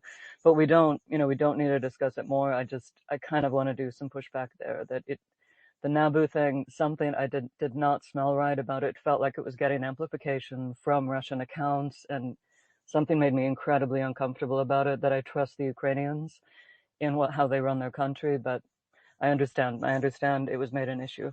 Thank you very much. Yeah, thanks, Laura. I mean, from my point of view, we'll get a caller in a second. From my point of view, I thought it was a load of handbags when it first happened. Apart from the fact that a load of Ukrainians were protesting it, so I can get your point from the EU meddling, but it wasn't really the EU meddling. Every country, and we've had this when Greece joined and various countries joined the EU, they said things were fine and things weren't fine. Except by the time we found out they weren't fine, they were already in. So we don't really want that to happen again. And it's literally just a crossing the I's, dotting the T's type thing. Is not really telling Ukraine, we're better than you. It's just, this is the way the EU is. These are our laws. Your laws don't quite match in this area, in this area, in this area. And we're only talking maybe 5 or 10%, of Ukrainian laws have to be tweaked here and there, and a few bits and bobs and stuff like that. So it's not like they have to completely redo their whole system. It's just making sure they all fall in line, like every other member state is. Every member state, that's a member of the EU, all our laws, or well, when I say our laws, we're not in the EU anymore, but yeah, all your EU laws have to, in each member state, have to be the same. And some of Ukraine's aren't at the moment. So once they get them done, and they're doing this in parallel as well as having a war, or as well as being involved in Russian aggression, just so they can join the EU as soon as possible. There's no point doing it. Well, there is a point doing it afterwards, but if you can do it in parallel, that means they'll be able to join the EU quicker. So yeah, it gives the paper pushers something to do. Cola and then mountain climber. Oh, thank you so much. And Laura, thank you for your concern. Let me try to explain it maybe a little bit better. Where has the Kremlin been successful in exploiting institutional weaknesses to undermine democracy? Not Ukraine. Actually, in America, right? Benito Cittadini, our orange dictator, right? But what they look for institutional weaknesses, whether that's corrupt institutions or even just like a corrupt official, as for an entry point. When people talk about hybrid warfare, that's what they mean. They mean the use of hard power and soft power. Kremlin would prefer to use soft power, to just buy up this guy and that guy. And that's how they used to do it around Yanukovych's time and prior. So that's their goal. They want to sow chaos. They want to discredit the institutions. They want to promote autocratic models like Trump as viable alternatives to democracy, and they want to exploit the openness that we have in our liberal democracies. And by the way, their end goal is not Ukraine; it's to undermine NATO. They want to spread that project westward. So that's the real threat. Now, it's interesting because today we were talking about drinking coffee. I drank a lot of coffee, and I made a thread in response to Donald Trump's impeachment lawyer, Alan Dershowitz, who said we don't have a constitutional crisis. And I actually touched upon how our institutions had been weakened by Cittadini. And with your permission, I could post that thread in the Jumbotron and you can see it. So what I really love is that if we can criticize Cittadini, if the Ukrainians have a Cittadini among them, they should be able to do that. Now, Laura is right. The Russians often will take the same issue and sort of mold it for nefarious purposes, but that requires a little bit of finessing on your parts to understand whether it's a sort of good faith criticism or a bad faith criticism, because, in democracies we do that. We criticize our governments because we want them to reform. You do it in the UK, you do it in the US, you do it in Canada, you do it in Australia. That's a good thing. the way the Kremlin does it, they try to sow division and as a tool of warfare. But with your permission, I'll just put that up. Those of you who are curious to see what Citolini has done in America and how much we're at risk. And by the way, Laura is right. She is right that a lot of these bureaucrats, Western bureaucrats who were in Ukraine prior to the war, they didn't necessarily all have clean hands, and so there is some sort of hypocrisy there. I remember pointing that out to people, saying, "Okay, great, you want anti-corruption here? I'm all for it, but why are so many Russian and Ukrainian oligarchs buying these mega properties in Western Europe? I mean, come on, so there's a lot of money laundering going on, and people are benefiting from that, selling luxury brands and estates and that sort of thing." To them. So you've got to clean that up. You've got to clean that up. So Laura is right about that point. And not only should Ukraine take that issue seriously, anti-corruption, we should take that issue seriously. It creates a massive vulnerability. Thank you so much. Yeah, thanks a lot, Carla. Mountain Climber. This is just a little bit of info on NABU and the other organization. There was something else that's kind of weird about that, and I don't remember the details now because it's been several months ago since that went down. But either they were lacking a prosecutor or one had been appointed and they couldn't get they had selected somebody but they couldn't get him appointed because there was infighting on whether or not he should actually be the prosecutor for there. So I think that they hadn't actually had any cases that went to trial. They were settling stuff out of court, and they would. One of them I remember seeing was that some judge agreed to a fine for somebody that had stolen, a shit ton of money, and the fine was minuscule compared to the amount of money stolen. So I think there's some issues within those two organizations that still need to get fixed for them to actually operate correctly as they were intended to. So we need to keep that in mind when we talk about that. If they don't have the people in place to do the job, it won't accomplish its task. Yeah, exactly. And so I was just trying to remember what it was. So it was late July 2025. Ukraine's parliament, so the Rada, passed a controversial bill number 12414, which stripped NABU and SAPO of their operational independence by placing them under the direct control of the Prosecutor General's office. So this move was seen as a threat to the anti-corruption efforts amid the ongoing war and sparked widespread protests in Kyiv and other cities, and also drew condemnation from the Western allies like the US and the EU. So President Zelensky quickly backtracked, submitted a new bill to restore their autonomy, which got passed the last day of July, averting a deeper crisis. Now, I thought this was a little bit of handbag, and I thought it was a little bit hypocritical by some EU countries, considering the main problem was that obviously these two organisations, NABU and SAPO, were going to be placed underneath the Prosecutor General's office. Now, in a lot of EU countries, that's exactly what happens.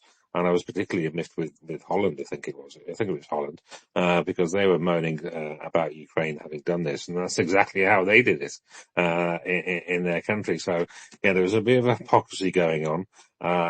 There are some people, I mean, not all Ukrainians like President Zelensky, 100%. So there's a bit of that goes on, especially with that central banker who I follow, who does say some good stuff, but whenever President Zelensky's name comes up, he's a bit of an asshole to him. This ex central banker, I think he's a bit pissed off, losing his job, a few years ago. So I thought it was, for me, I thought it was a bit of handbags. If the Prosecutor General, is an okay guy and not corrupt and all that kind of stuff, then I didn't really see a problem with it. But it was a big thing for a lot of people in Ukraine. There was big protests about it, and I was really quite surprised to see that. One, because there were protests happening during a war, and I would have thought that everyone would have banded together. But Ukraine, if they don't like something, Ukrainians, they don't like something, they're not shy about letting you know about it. That's one thing I've found out.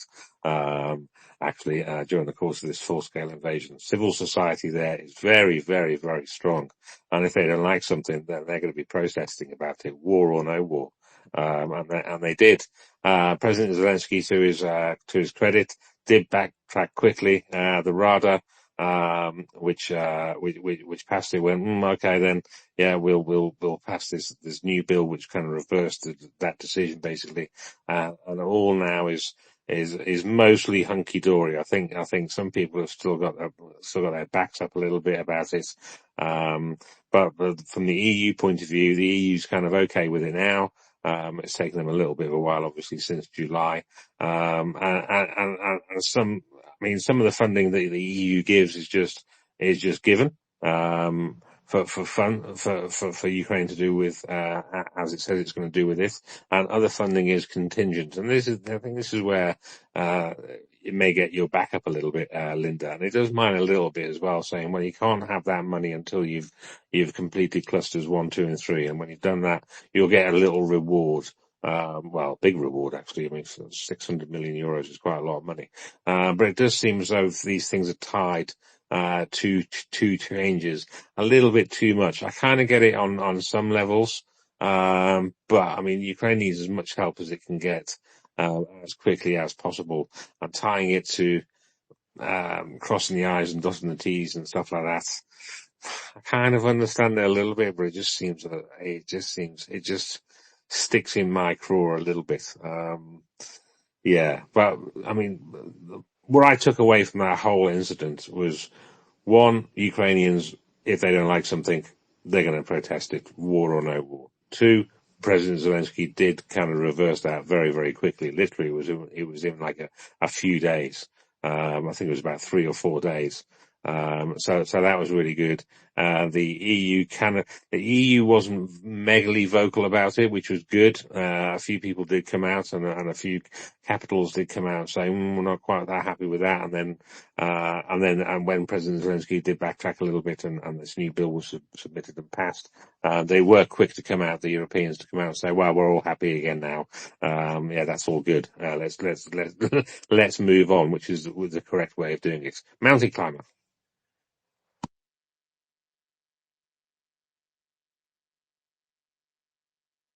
Are you there, mountain climber? I can see your hand in the air. Don't know if that's a relic.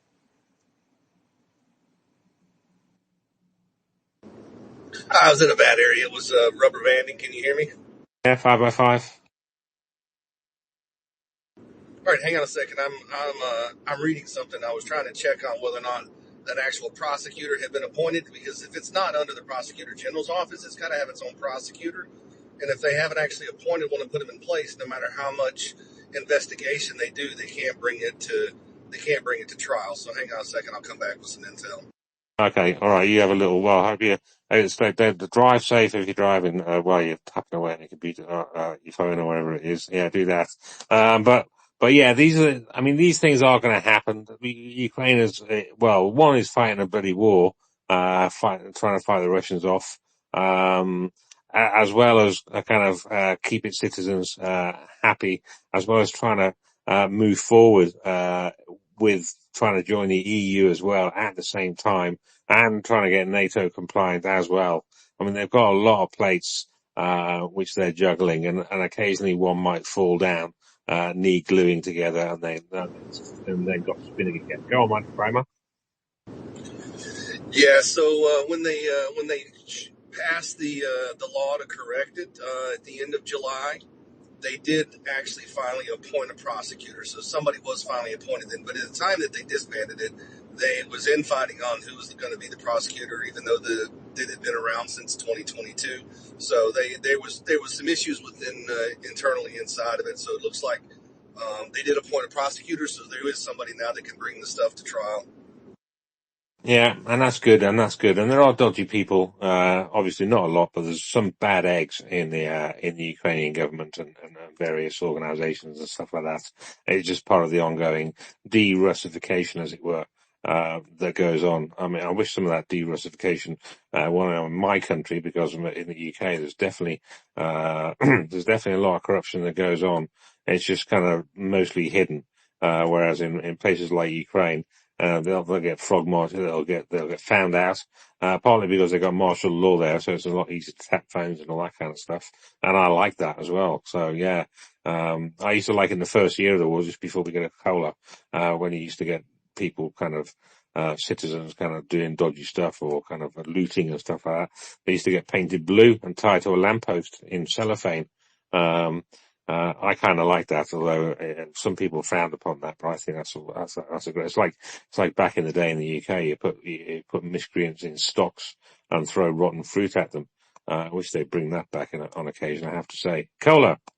Thank you, Shaggy. I like the rotten fruit idea. I think it's a great idea. Um, Look, in the crucible of war, when a nation summons its resolve and uses its treasure and gives up its blood and its gold, it does so to promote good governance, which is what Putin does not afford, right? It's not to promote insidious corruption. So the reason people need to understand this. The reason Ukrainians are fighting this war is to have good governance, to get a divorce from the Kremlin. The Kremlin is trying to force a shotgun marriage, right?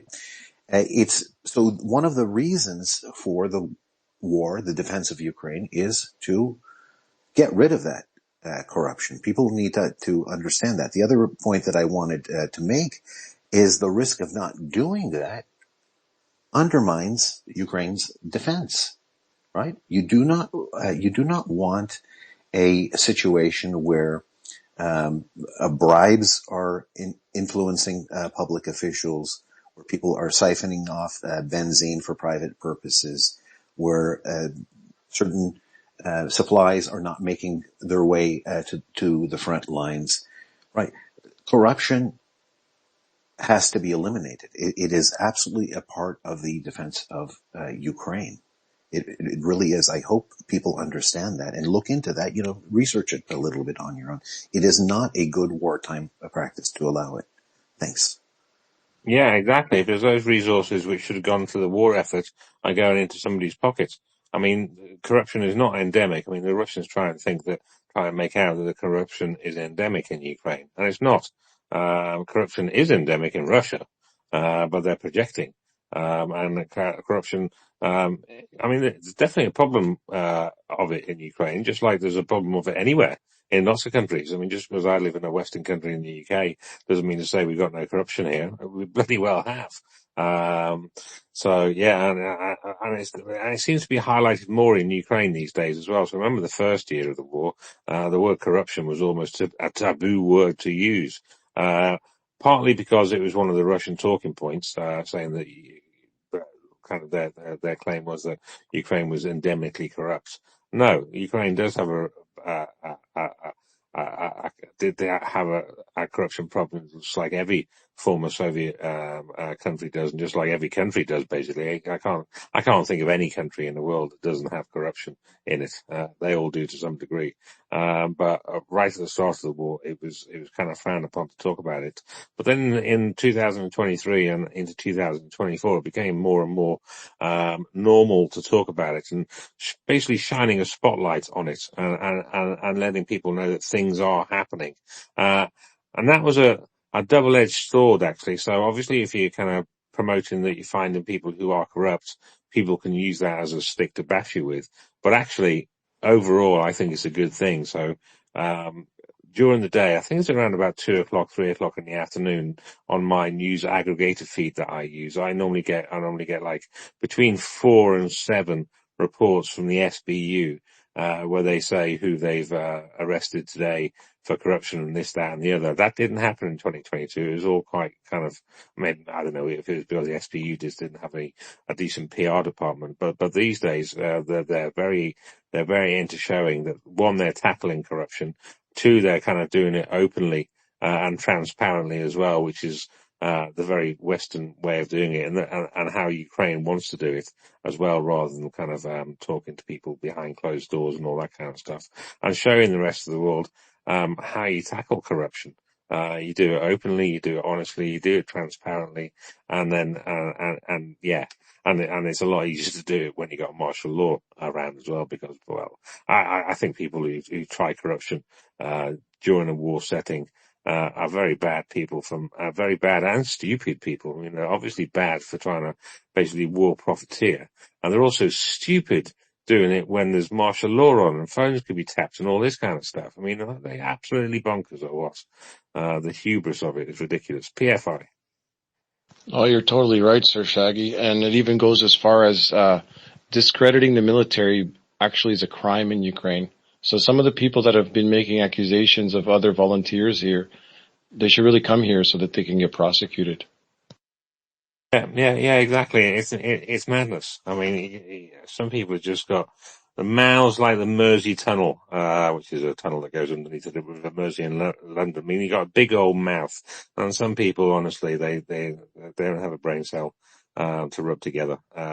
So I kind of like the fact that I obviously don't like the fact that there's still corruptions and there's still corrupt people in Ukraine, but I do like the fact that the SBU and other agencies in Ukraine are more transparent about when they nab these people, when they prosecute these people, and they have the laws to do it now, and they have agencies like the National Anti-Corruption Bureau, NABU, and the Specialized Anti-Corruption Prosecutor's Office, SAPO, who do that as well.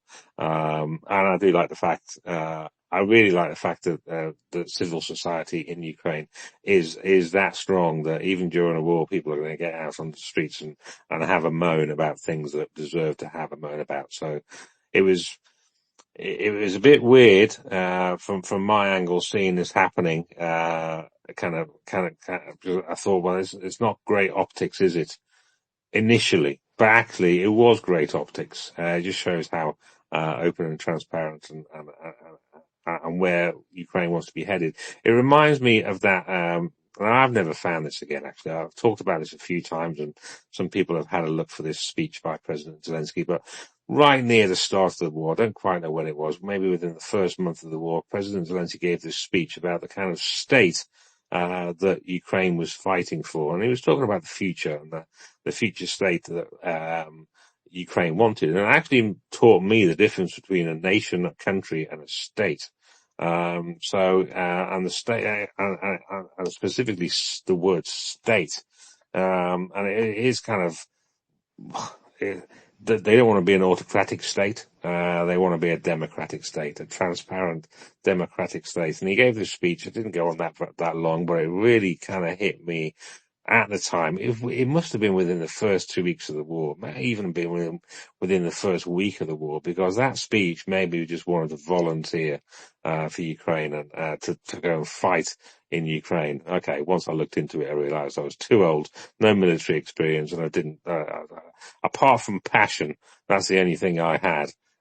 So yeah, I couldn't. This was kind of, as Liz Truss at the time was saying, yeah, UK people, if you want to go and fight in Ukraine, off you go.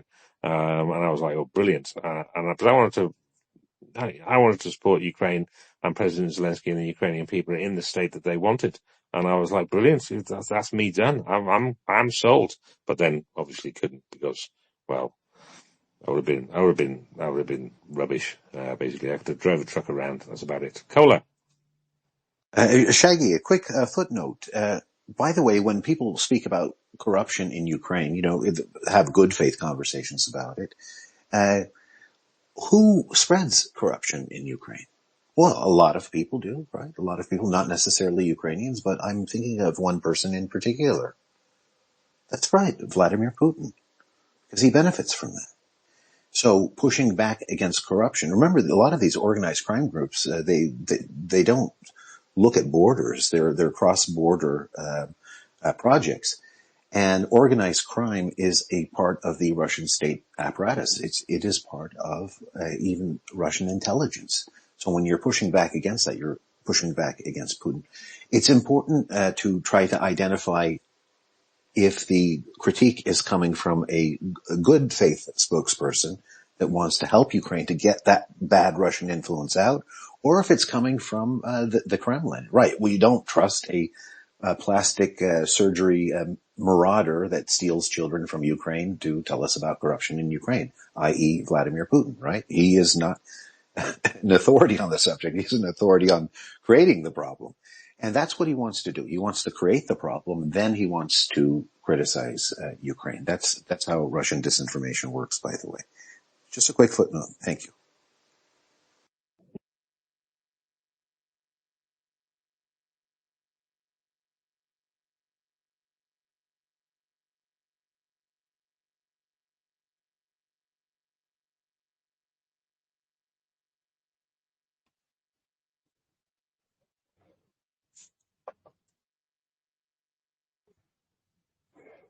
Shaggy, are you still there? I'm not hearing anyone.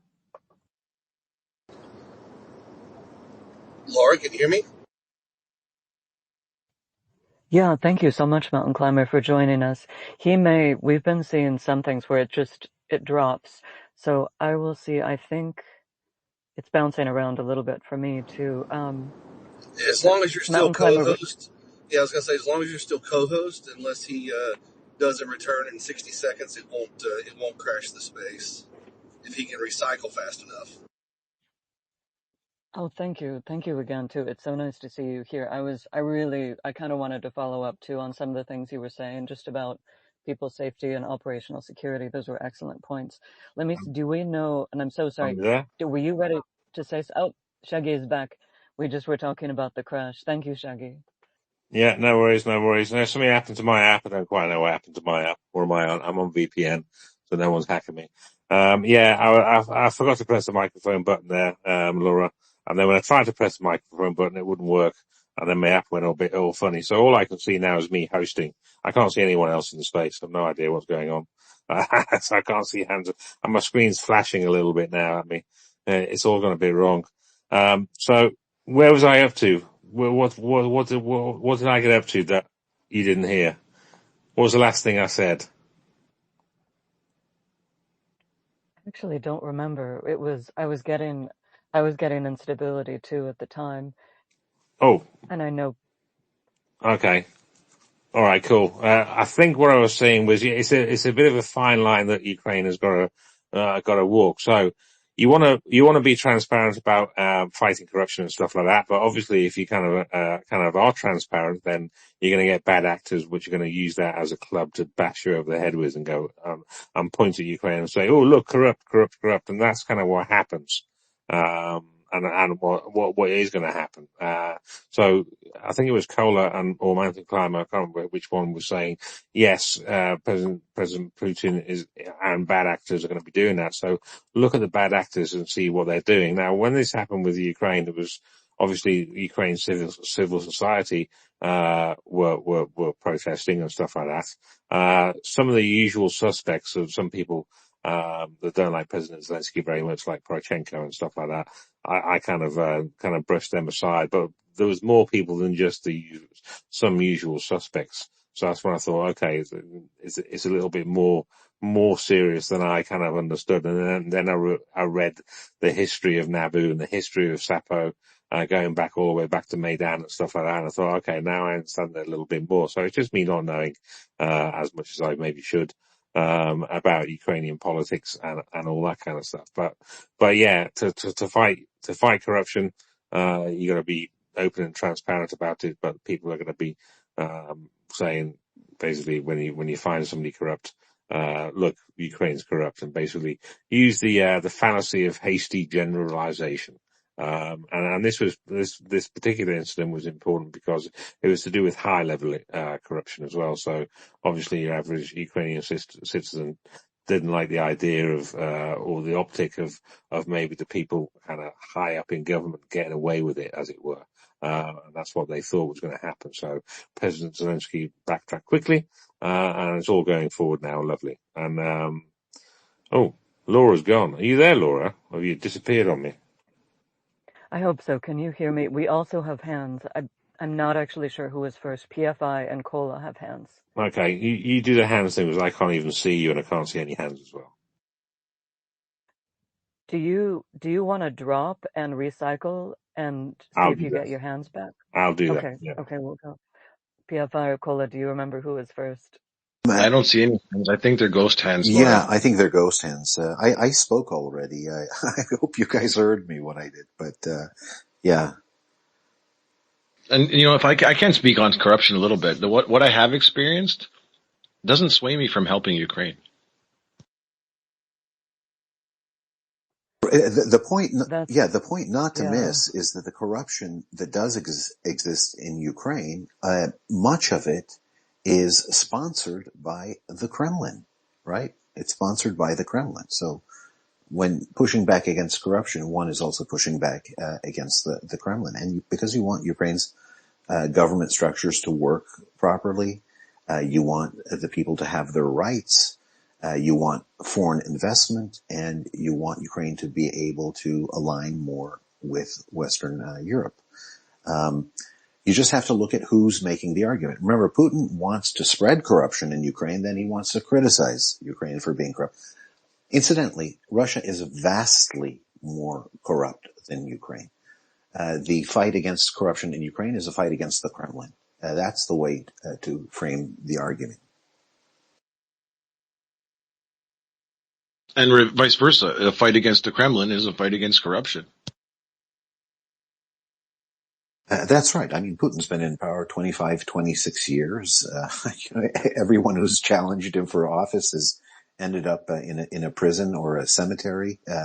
That's not the sort of society that Ukraine wants. They want to break away from that.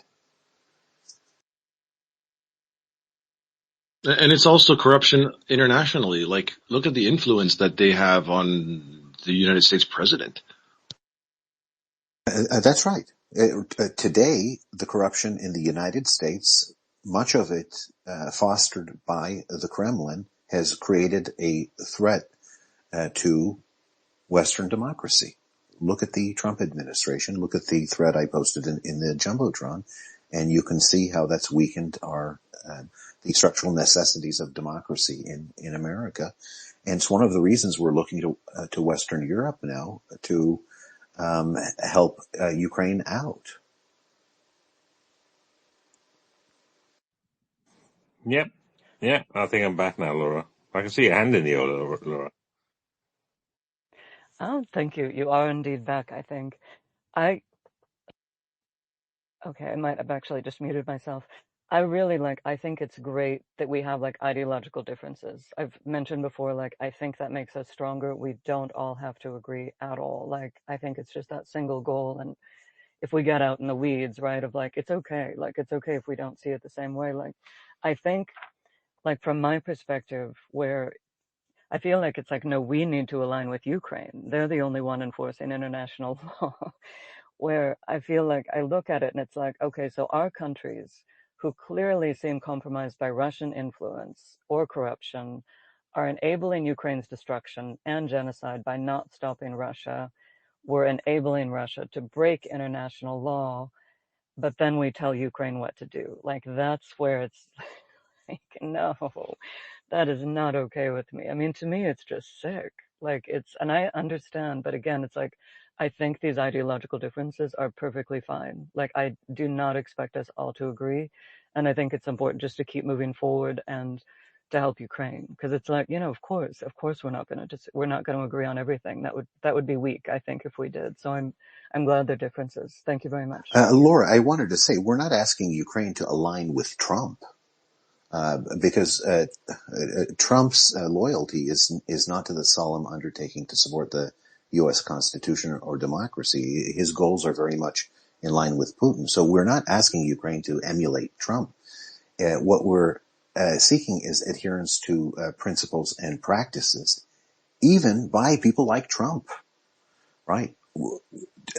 For Ukraine to aspire towards those ideals, not to emulate Trump, right? And were Ukraine to just abandon that, we would have a massive problem. Folks, this is not a small issue. The reason this war is being fought is to get corruption out of Ukraine, which is sponsored by the Kremlin. And were Ukraine to fall into the Kremlin's hands, it would be turned into a giant aircraft carrier of corruption, and that would leak into Western Europe and precipitate World War III. We're talking about hard power and soft power, bribing your politicians, embezzling, drug trafficking, arms trafficking, all of it. So that's why Ukraine is this great bulwark now against the Kremlin. I love the Ukrainian people for that. By the way, Ukrainian people are not sensitive about this subject at all. I find that Westerners are. I've been in Ukraine since about Maidan. I know what I'm talking about here.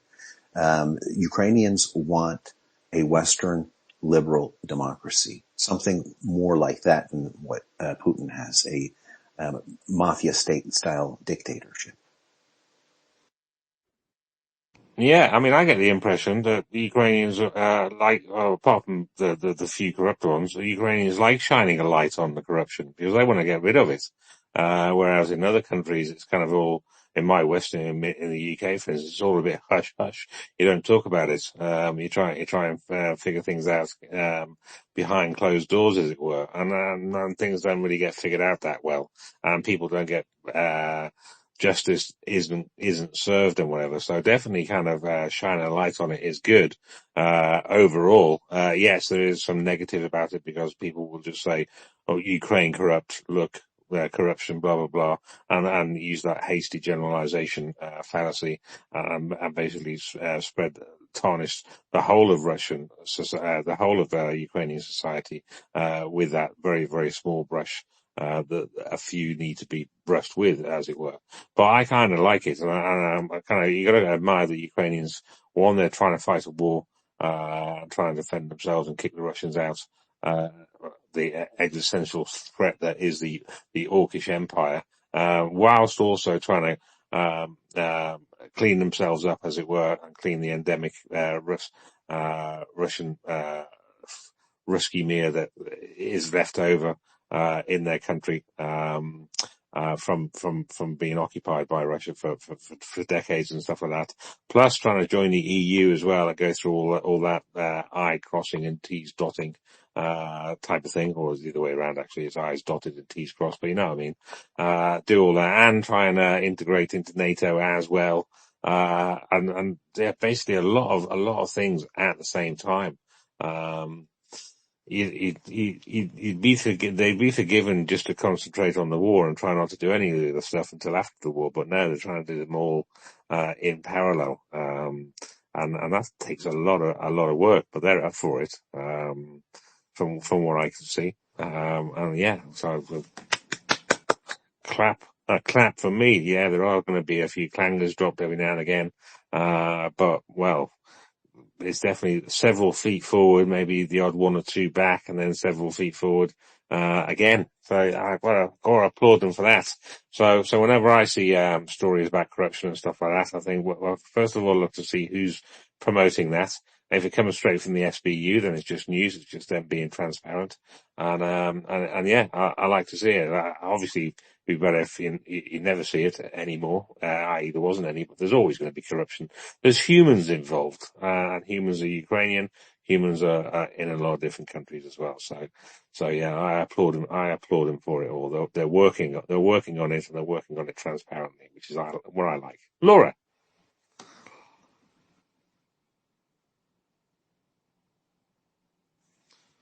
Laura, I can see your hand in the air, but I can't see your microphone's gone off. So are you having micro? Is that a relic? Oh, No, sorry. It took me that long to get the mute off. I'm getting that really long pauses on Twitter again. I would just wanted to let us know that David D's space has started. And thank you everyone too for everything you've said. Really appreciate it. okay, all right then. Well, Sandwich Shaggy here. The meat in the sandwich in the pro-Ukrainian space sandwich. We'll have to say goodbye then because I don't like over. I kind of like listening to David D as well, and we kind of said when we started Tryzub Radio that well, between us in Tryzub Radio that we wouldn't try and overshoot into other people's spaces or kind of all that kind of stuff. We try and be a sandwich space, filling in some gaps. So with that, then let's close the space then, and I'll all wander over to David D space. I think Letters from Ukraine's on in about an hour and a half as well with David Brookfield and George as well. So well, that's going to be overlapping with David D's space, but well, whatever, it is what it is. But I won't. I'm going to get off. So thank you, Laura, for a lovely little short puddle jump space. Thanks everyone for coming. Check out my pinned tweet. It will be this space that you can listen to the recording of again, or it'll be the next space, once Laura and I decide when we can do it. Possibly tomorrow. I think on Wednesday I might be busy, but so possibly tomorrow. We'll see. And there are some volume radio spaces on a Tuesday and a Wednesday, so it'll probably be a 2-hour one. Same time again, maybe as today, but I'll talk about that with Laura. But just check out my pin tweet; it'll be on there. So with that, let's do the old Slava Ukraini. Heroin Heroyam Slava! Slava. Herom Slava! Wow, I like that. I like that a lot. Slava Nazi. Smert Boragoram! Sempre Horam! Scary hippopotamus. Yebat Moskovia! Scary hippopotamus!